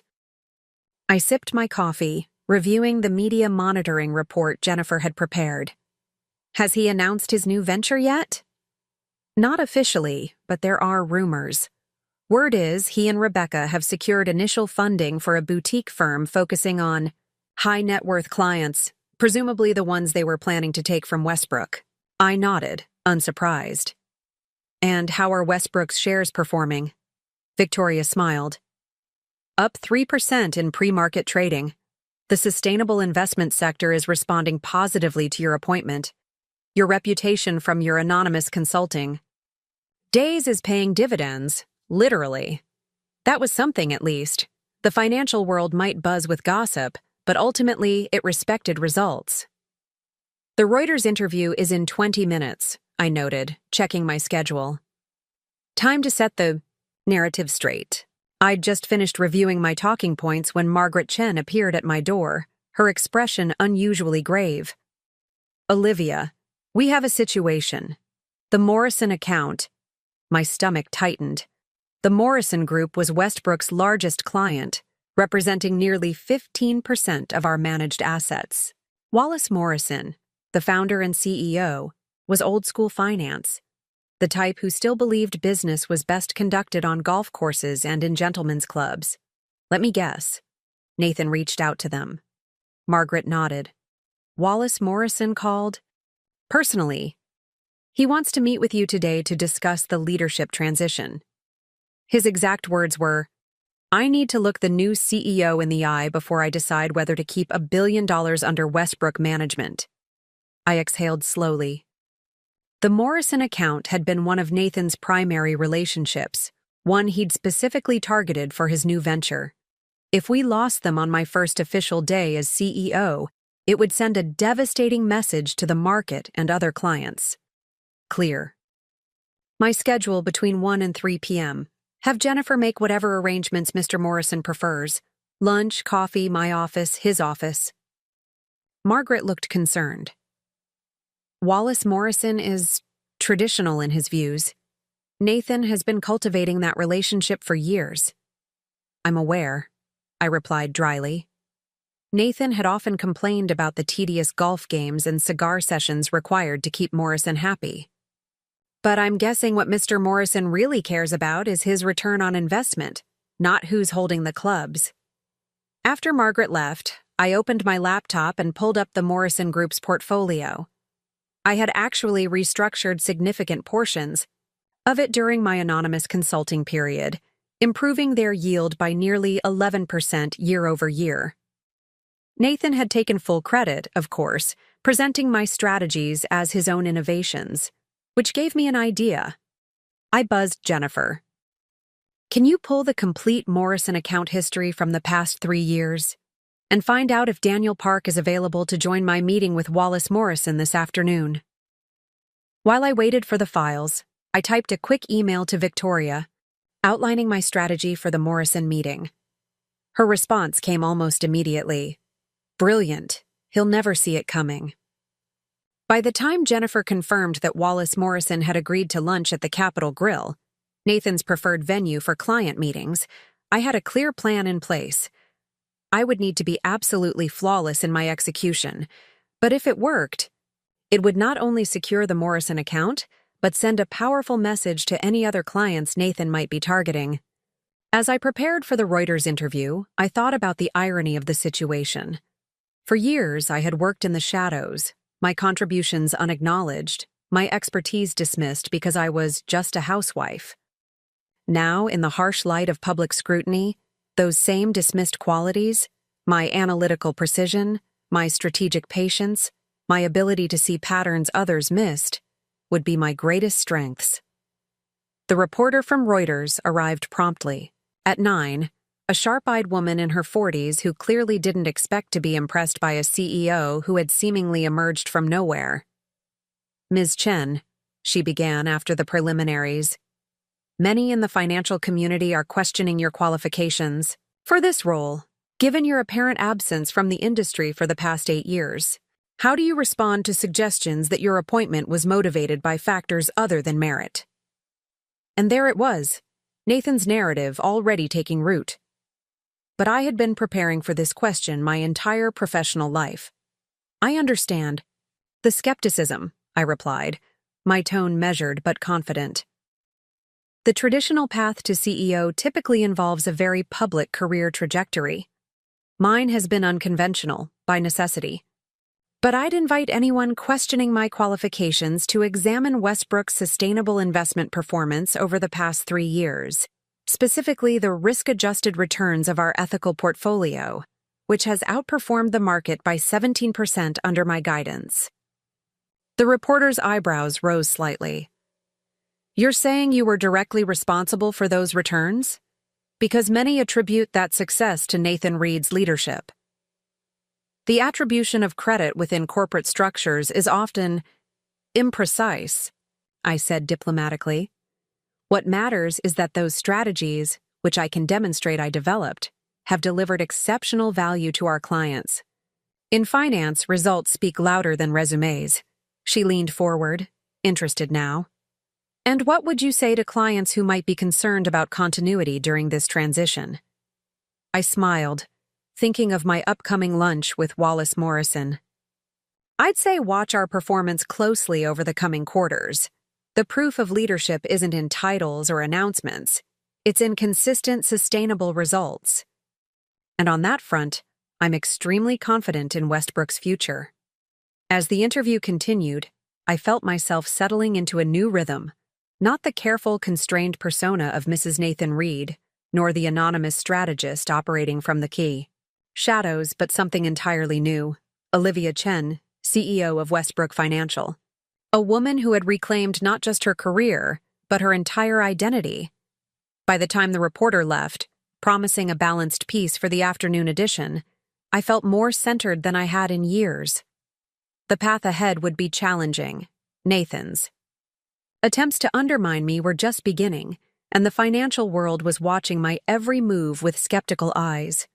But for the first time in nearly a decade, I was standing fully in my power, no longer hidden behind anyone's shadow. Jennifer appeared at my door. "The car is ready to take you to lunch with Mr. Morrison, Ms. Chen, and Daniel Park is waiting to brief you on the account details." I gathered my portfolio and stood, smoothing my jacket. "Thank you, Jennifer. Let's go show Mr. Morrison exactly who's been managing his money all along." The Capitol Grill epitomized old-school financial power, dark wood paneling, leather chairs, discreet service, and the unspoken understanding that real decisions happened here rather than in official boardrooms. As Daniel Park and I followed the maitre d' to a corner table, I felt the weight of eyes tracking our progress. Word of my appointment had clearly spread throughout Chicago's financial district. Wallace Morrison rose as we approached, a courtesy I suspected he rarely extended to business associates. In his mid-60s, with a shock of white hair and the robust physique of someone who could afford the best health care, Morrison exuded the confidence of a man accustomed to controlling every room he entered. "Ms. Chen," he extended his hand, his grip firm but not aggressive. "Or should I say Ms. Chen Reed?" "Chen is fine, Mr. Morrison," I replied, matching his direct gaze. "Thank you for making time in your schedule on such short notice." His eyes flicked to Daniel, clearly expecting Nathan instead. I was surprised by yesterday's announcement. Nathan has been handling my accounts personally for years. I introduced Daniel as our sustainable investment specialist, deliberately omitting his previous connection to Rebecca. As we settled into our seats and ordered drinks, sparkling water for me, scotch for Morrison, I could feel him assessing me, searching for weaknesses. "I'll be direct, Ms. Chen. Morrison said after our drinks arrived. I have over $1 billion under management. With Westbrook. That relationship was built on personal trust with Nathan Reed and his father before him. Yesterday, I learned from CNBC that there's an entirely new leadership structure, and my calls to Nathan go straight to voicemail. He leaned forward slightly. You can understand my concern. I nodded, allowing his words to hang in the air for a moment, a negotiation tactic my father had taught me years ago. Rushing to fill silence often revealed anxiety. Patience projected confidence. Your concern is completely valid, Mr. Morrison, I finally replied. Significant changes in leadership naturally raise questions about continuity and expertise. That's precisely why I wanted to meet with you personally on my first day. He seemed slightly mollified by the deference, but his expression remained skeptical. Nathan always had a solid grasp of my investment priorities. We spoke the same language. Smiled, opening the portfolio I'd brought. Absolutely.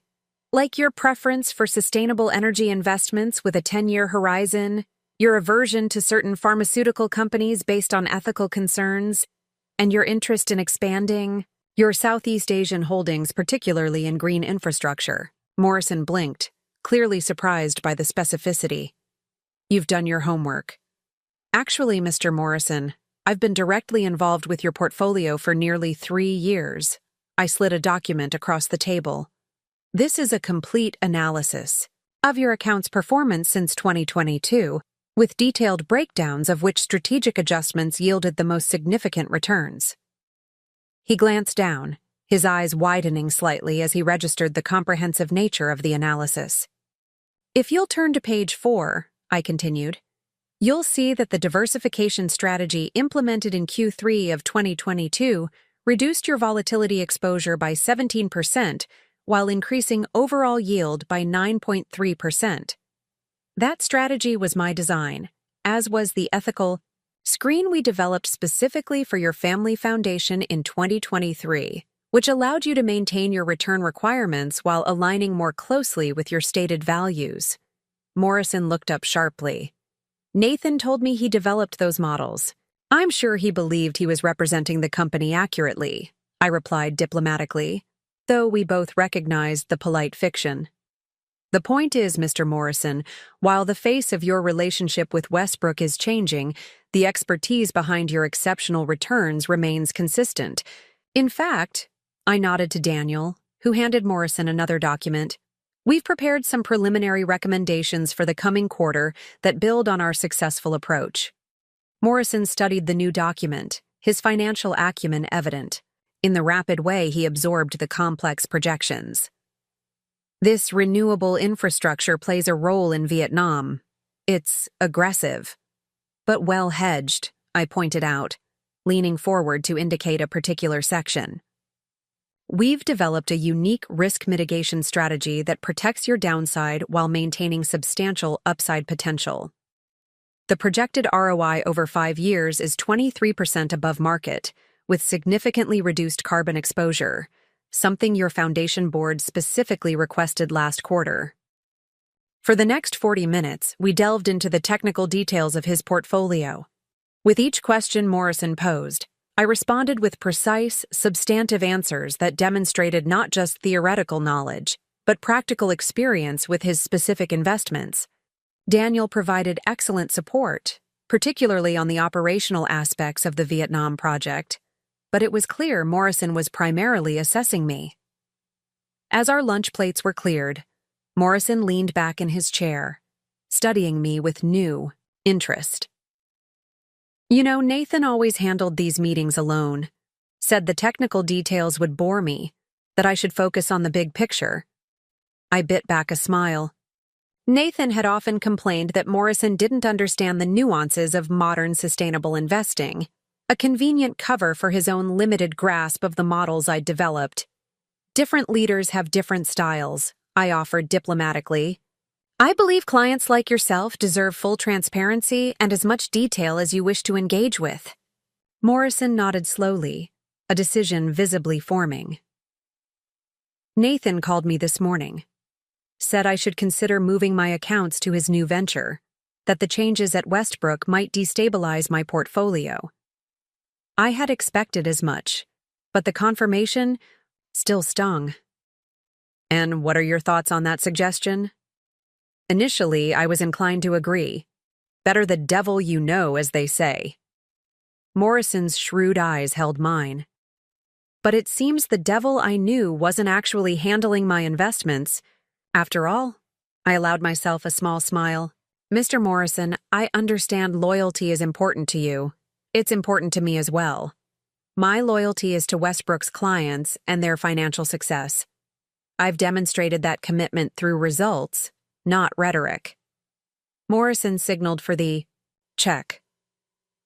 I'll be keeping my accounts with Westbrook, Ms. Chen, but I'll be watching the performance very closely. The renewable infrastructure recommendations you've outlined, implement them. Let's see if they perform as expected. Thank you for your confidence, Mr. Morrison. We won't let you down. As we shook hands to conclude the meeting, Morrison held on a moment longer than necessary. One more thing, Ms. Chen. Nathan suggested your appointment was more about diversity optics than qualifications. My expression remained neutral despite the flash of anger. Did he? Having spent the last hour discussing complex financial strategies with you, I find that assessment difficult to reconcile with your obvious expertise. Morrison's eyes crinkled slightly. Perhaps Nathan's judgment isn't as sound as I once believed. It was as close to an apology for doubting me as I was likely to get from a man of his generation and position. I accepted it with a gracious nod. As Daniel and I walked back to the Westbrook building, a weight lifted from my shoulders. That went better than expected, he observed. Morrison respects competence above all else, I replied. Once he realized, I actually understood his portfolio better than Nathan did. Keeping his business was relatively straightforward. Daniel looked impressed. The Vietnam infrastructure play was inspired. Did you develop that specifically for this meeting? Last night, I admitted.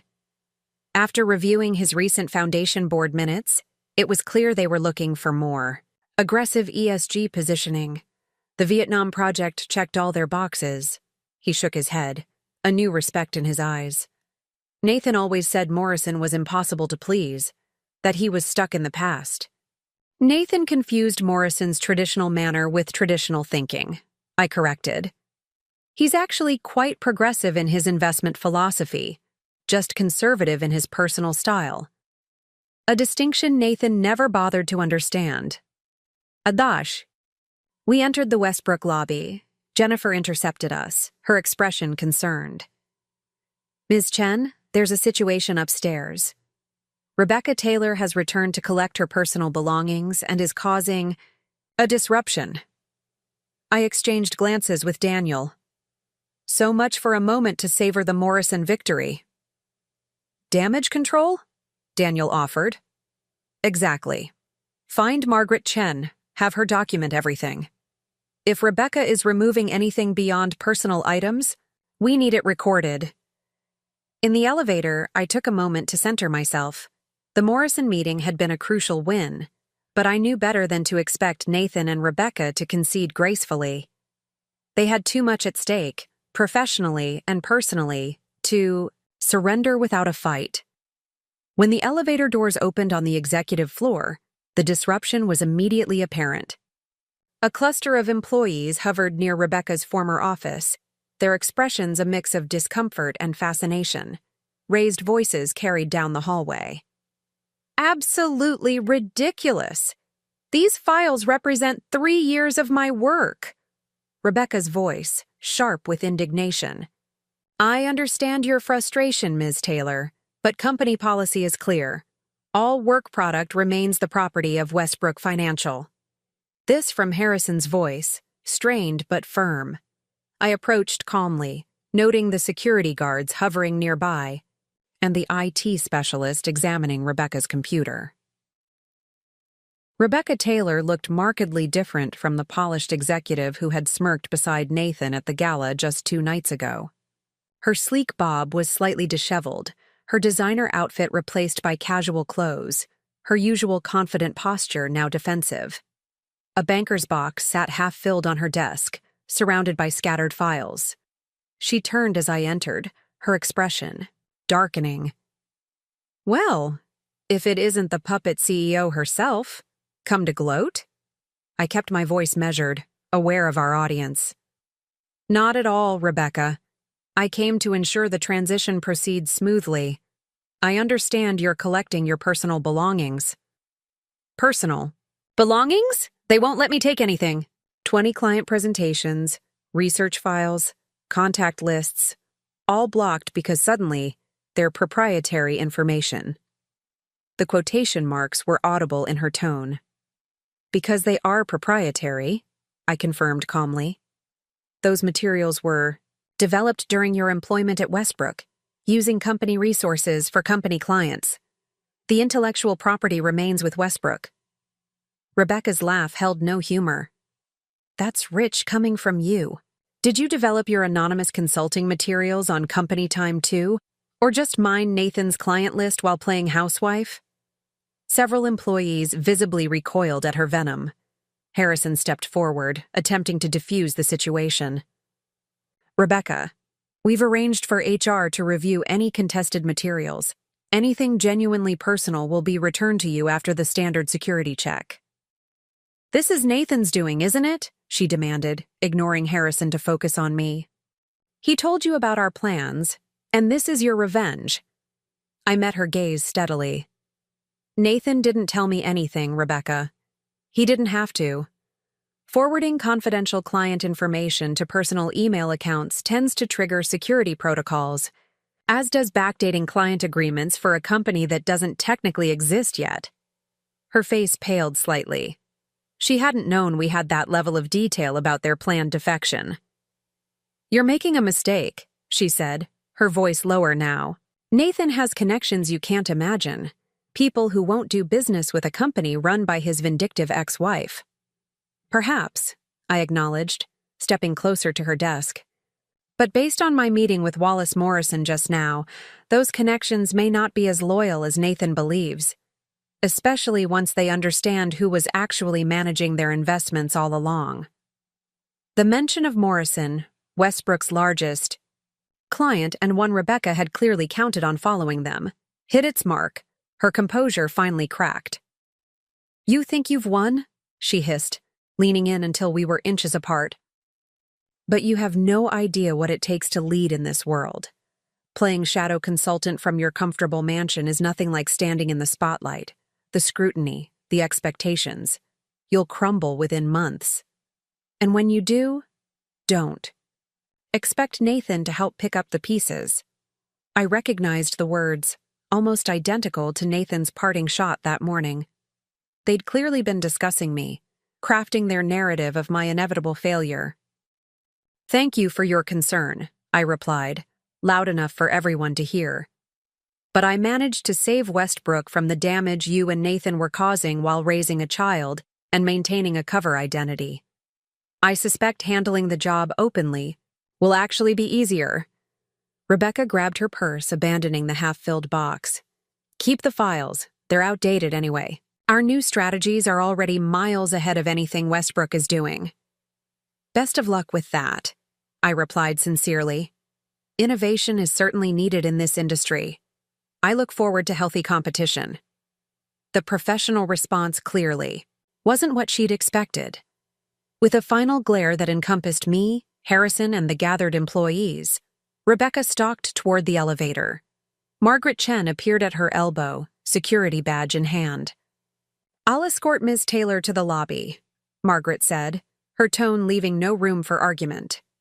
As they departed, I turned to the remaining audience. "Show's over, everyone. Let's get back to work." The small crowd dispersed quickly, leaving only Harrison, the security team, and the IT specialist. "Well handled," Harrison murmured as we watched the IT specialist continue her audit of Rebecca's computer. "Though I suspect this is just the opening salvo." "No doubt," I agreed. "How comprehensive is our digital forensics team?" "Among the best. In the industry, Harrison assured me. If Rebecca or Nathan took anything they shouldn't have, we'll know about it. I nodded, already mentally cataloging the potential vulnerabilities. Nathan knew Westbrook's systems intimately, and Rebecca had been instrumental in developing our client management database. Together, they could do significant damage if they chose to. Double the security protocols on the Morrison account, I instructed. And prioritize audits for any other clients Nathan had personal relationships with. I want to reach out to each of them personally by the end of the week. Harrison raised an eyebrow. That's over 30 high-value clients. Then I'd better get started. I turned toward my office, then paused. Oh, and Harrison? Please ask Jennifer to order dinner to be delivered around 7. I have a feeling it's going to be late night. Back in my office, I found Victoria waiting on a secure video call, her expression eager. Well, how did the Morrison meeting go? I allowed myself the first genuine smile of the day. He's staying with Westbrook and implementing my recommendations for the Vietnam infrastructure project. Victoria's answering smile was triumphant. Nathan must be furious. That account alone would have financed half their startup costs. Speaking of Nathan, I said, sobering, Rebecca just made quite the scene collecting her belongings. Their counteroffensive is beginning. Expected, Victoria replied with a businesslike nod.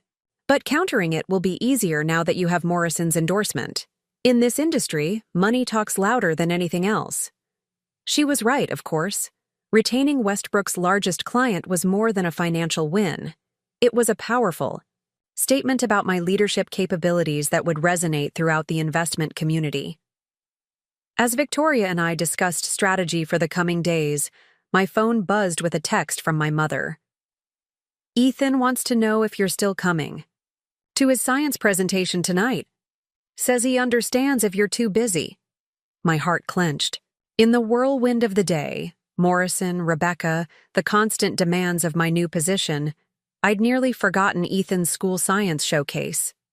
One moment, I told Victoria, quickly typing a response. Absolutely coming. Nothing is more important. Tell him to save me a seat in the front row. When I returned my attention to the video call, Victoria was watching me with an unreadable expression. Everything okay? Yes, I replied firmly. Just confirming my attendance at Ethan's science showcase tonight. It starts at 7:30. Victoria's eyebrows rose slightly. In the middle of your first crisis as CEO? The market won't stop just because your son has a school event. Her response reminded me why, despite our friendship and professional alliance, Victoria and I had chosen different paths. For her, career had always come first, personal life a distant second. It was a perspective I'd once shared, before Ethan, before I'd discovered that success without balance wasn't success at all. The market will be there tomorrow, I said simply. Ethan's presentation won't. We'll continue this discussion in the morning. As I ended the call, I thought about Nathan's assertion that I would crumble under the pressure of public leadership. Perhaps he was right that the scrutiny would be intense, the expectations nearly impossible to meet. But he had fundamentally misunderstood what real strength looked like. For 8 years, I had maintained a precarious balance between my secret career, my family responsibilities, and the facade of the perfect corporate wife. I had worked double shifts, days as a mother and community volunteer, nights as a financial strategist, without recognition or support. Leading Westbrook openly, with all the resources of the company at my disposal and the freedom to integrate my personal and professional lives authentically, that wouldn't be harder. That would be liberation. I buzzed Jennifer. Please clear my schedule from 7 to 9 p.m. I'm attending my son's science showcase, and let's move the client calls forward if possible. I'd like to reach at least 5 of Nathan's former accounts before I leave. As Jennifer reworked my schedule, I turned to the window, gazing out at Chicago's financial district. Somewhere out there, Nathan and Rebecca were plotting their next move, convinced that my success was temporary, that just a housewife couldn't possibly maintain her grip on the corporate ladder. They didn't understand that I had never been just anything. And now, finally, neither did anyone else. 6 months had passed since the night of the Westbrook Financial Gala when my husband's dismissive introduction as just a housewife had preceded Harrison Reed's announcement naming me as CEO. Half a lie. Year of 14-hour days, constantly proving myself to skeptical clients, rebuilding the company's executive team, and navigating the media's relentless scrutiny of the housewife CEO, as financial blogs had dubbed me. Yet as I stood at the podium in Westbrook's auditorium on this crisp spring morning, surveying the assembled employees and board members, I felt none of the uncertainty that had occasionally plagued me during those first tumultuous weeks.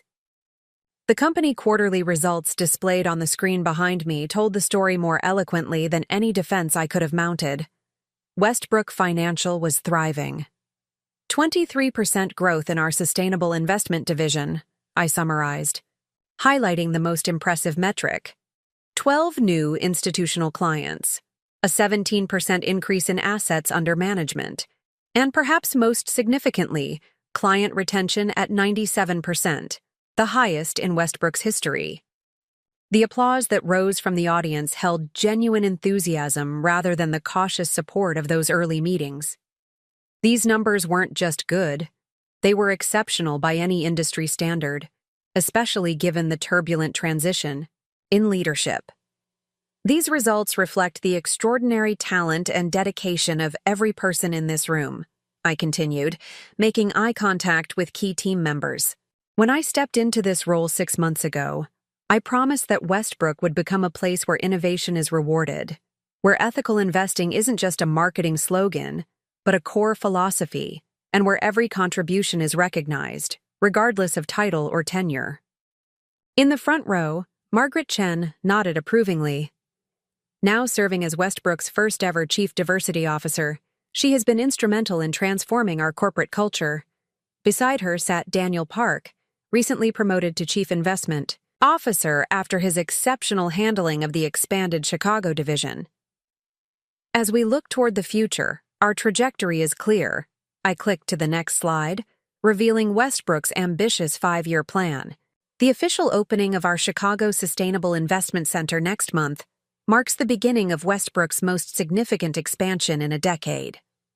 The Tokyo and Singapore offices will follow in Q3, positioning us to capitalize on the explosive growth in Asia's green infrastructure sector.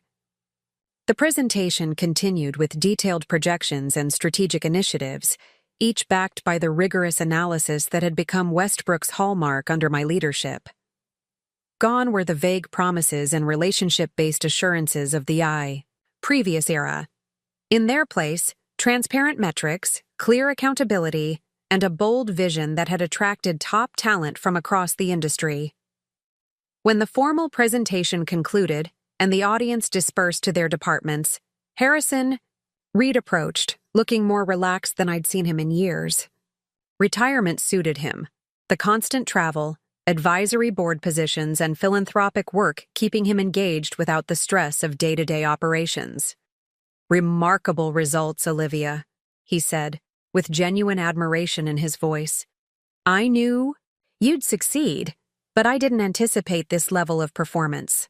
I smiled, remembering his initial hesitation when Victoria and I had first proposed the leadership transition. "Thank you, Harrison. Coming from you, that means a great deal." He glanced around to ensure we wouldn't be overheard. "Have you heard the latest about Nathan and Rebecca's venture?" I nodded. The financial community was small, and news traveled. Asked, "Struggling to secure Series B funding from what my sources tell me. Turns out client acquisition is more challenging when you can't rely on Westbrook's reputation and resources." Harrison's expression held a mixture of sadness and resignation. "Nathan called me last week. First time since everything happened. Said he might be interested in returning to Westbrook in some capacity." This was news. "And what? Did you tell him?" "That any employment decisions rest solely with the current CEO." Harrison studied me carefully. "He's talented, Olivia. Always has been. Just not in the ways he believed." I considered this assessment fair in its way.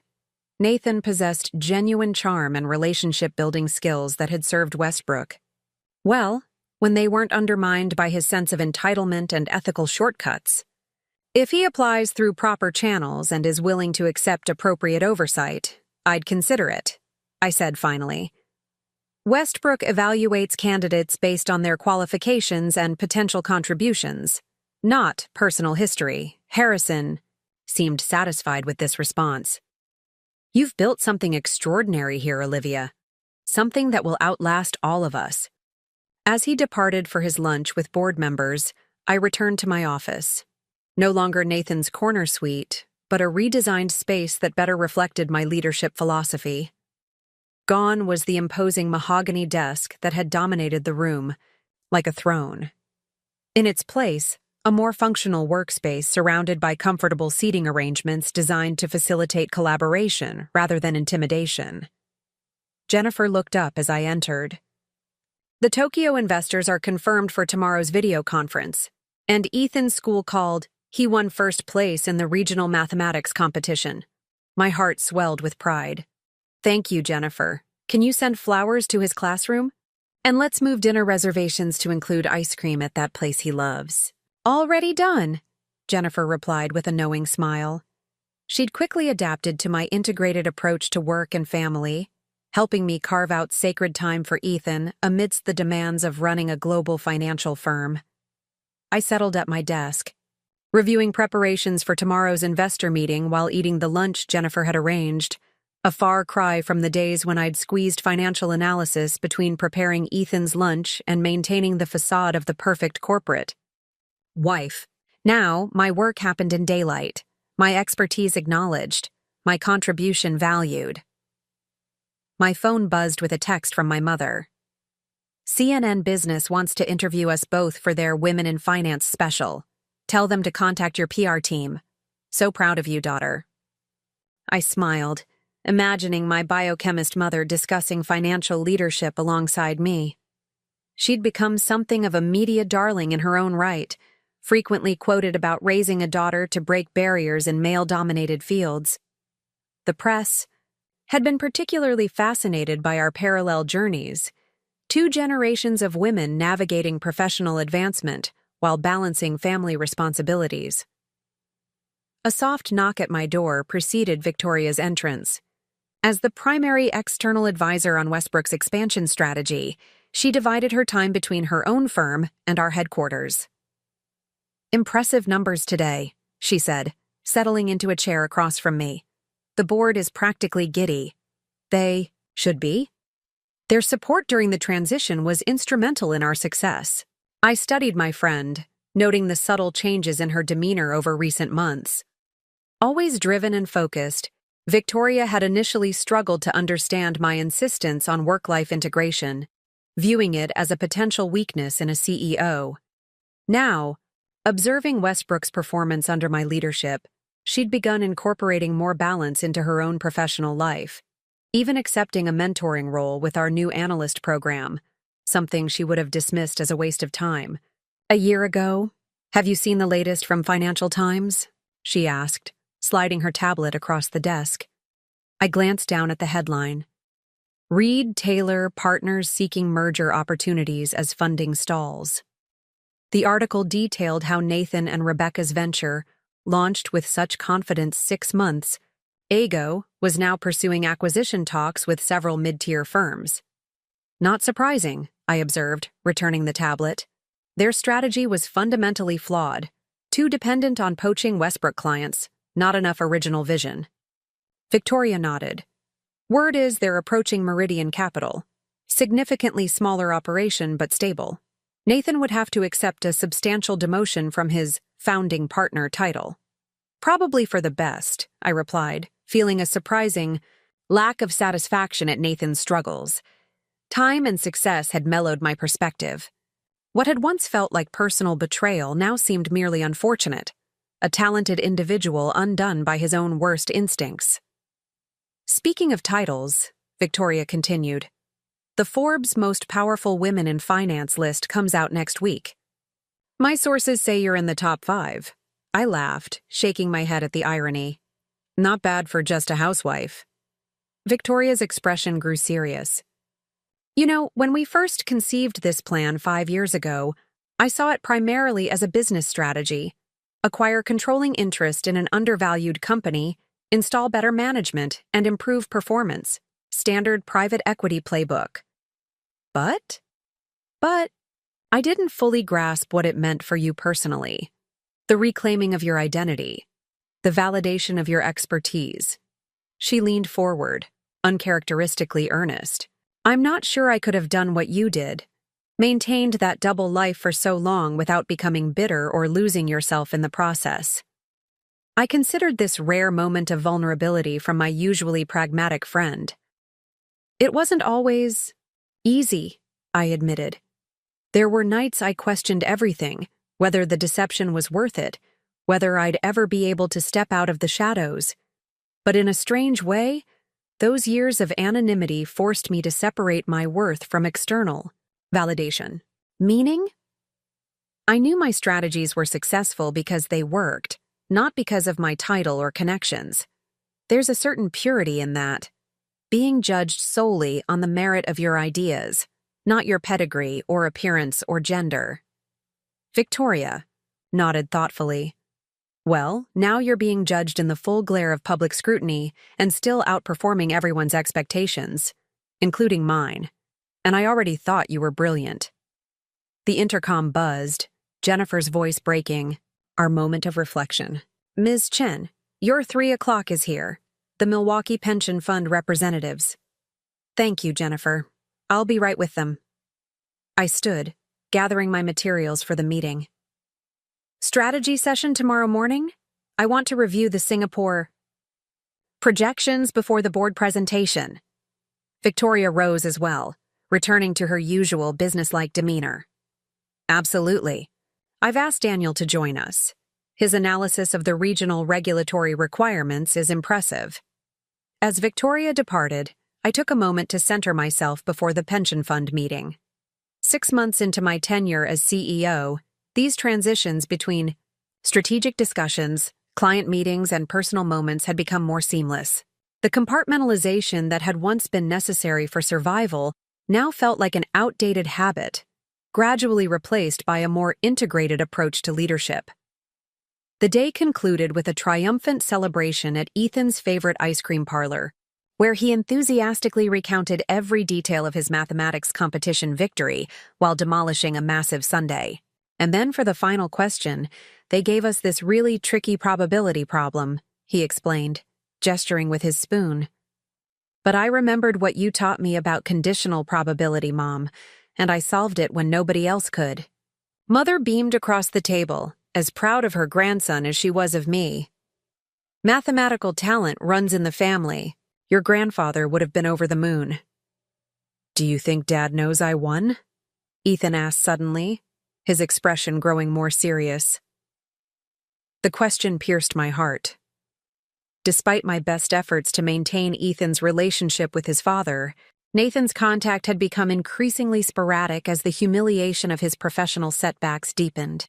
While he never explicitly canceled his scheduled weekends with Ethan, last-minute emergency meetings had become frustratingly common. I'm sure he'll be very proud when he hears, I replied carefully. Why don't you call him after we get home? Ethan nodded, though his enthusiasm had dimmed slightly. At 11, he was old enough to recognize the pattern of his father's gradual withdrawal, but still young enough to hope for change. My phone vibrated with an incoming call, the Tokyo office. Number. Despite my strict rule about work-free family dinners, the international time difference sometimes necessitated exceptions. I need to take this quickly, I explained, stepping away from the table. Order me another scoop of mint chocolate chip. For when I get back. The call was brief but consequential, confirmation that the Japanese pension consortium had agreed to our investment terms, a major victory for our Asian expansion. As I ended the call and prepared to return to the table, I noticed my reflection in the ice cream parlor's window, the corporate CEO on the phone, mother celebrating her son's achievement, daughter reconnecting with her parents. the compartmentalized woman I'd been for 8 years would have found this integration of identities impossible to navigate. But standing there, watching my mother and son laughing together while waiting for my return, I realized that this integration wasn't just possible. It was the true measure of success I'd been seeking all along. Back at the table, I slipped my phone into my purse and fully rejoined the celebration, listening to Ethan's animated description of his upcoming science project. The contrast with family dinners during my corporate wife years was striking. Then, I'd been physically present but mentally divided, always calculating, planning, hiding. Now, despite the enormous responsibilities of my position, I could be fully present in these moments because I was finally fully myself in all aspects of my life. As we finished our ice cream and prepared to leave, my mother linked her arm through mine. "You know what makes me proudest?" she asked quietly. "What's that?" She nodded toward Ethan, who walked ahead of us, still buzzing with excitement. "He sees you, the real you, not just fragments or roles, but the whole brilliant, complex woman. Do you have any idea what that will mean for him? To grow up with that example?" The observation caught me off guard, bringing unexpected tears to my eyes. In all my strategic planning, all my careful calculations about reclaiming my career and professional identity, I had sometimes overlooked this most profound consequence: the model I was providing for my son about authenticity, perseverance, and the integration of ambition with compassion. 3 weeks later, I stood on the podium at the grand opening of Westbrook's Chicago Sustainable Investment Center, the culmination of the vision I'd begun developing 3 years earlier as an anonymous consultant. The gleaming glass building represented everything the new Westbrook stood for: innovative by design, environmentally responsible in execution, and positioned at the intersection of profit and purpose. As I prepared to cut the ceremonial ribbon, I scanned the crowd of employees, clients, media representatives, and local officials. Ethan stood front and center, my mother beside him, both beaming with pride. Daniel Park and the Chicago team were gathered to my right, their expressions reflecting well-earned satisfaction after months of tireless work. Harrison Reed stood with the board members, his posture relaxed but his eyes alert, watching his legacy evolve in unexpected but gratifying ways. And then, at the very back of the crowd, a familiar figure caught my attention. Nathan stood alone, observing the proceedings with an unreadable expression. Our eyes met briefly across the distance, and after a moment's hesitation, he offered a small nod, not quite congratulatory, not entirely gracious, but perhaps the closest thing to acknowledgement he could manage. I returned the nod, then redirected my attention to the celebration at hand. Nathan's presence was a footnote now, not the defining factor it had once been. Whether he had come to witness his former company's success out of regret, curiosity, or some complex mixture of emotions didn't particularly matter. The story unfolding before us was no longer about Nathan Reed's wife or even Nathan Reed's betrayal. It was about Olivia Chen, who had transformed from hidden architect to visible leader, who had reclaimed not just her career, but her complete identity, who had proven that being underestimated could become the greatest strategic advantage if one had the patience and vision to use it wisely. "It is my great honor," I began, addressing the assembled crowd, "to officially open the Westbrook Chicago Sustainable Investment Center, the physical embodiment of our commitment to financial innovation, environmental responsibility, and inclusive leadership." As my words carried across the plaza, I caught Ethan's eye. He gave me a thumbs up, his face radiant with uncomplicated pride. In that moment, with the spring sun warming my shoulders and the future stretching bright before me, I felt the final pieces of my fragmented self fully integrate. No more hiding, no more diminishing, no more just anything.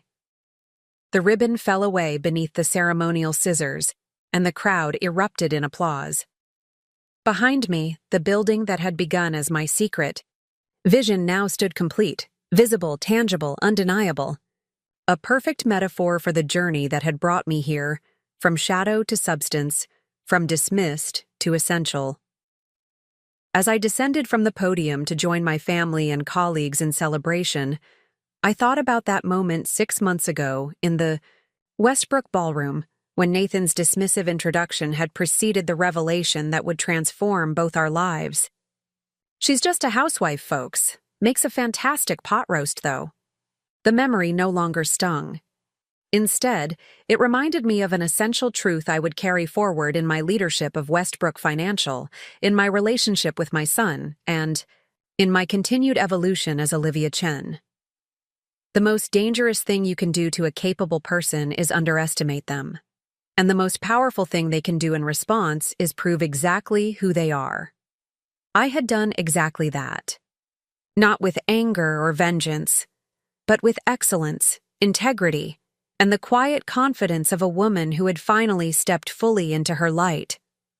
Looking for more? We've got 2 amazing stories ready for you right on screen. If this one touched you, these are absolutely worth your time. Click to watch them now. And hey, subscribe and hit that bell to never miss our latest uploads.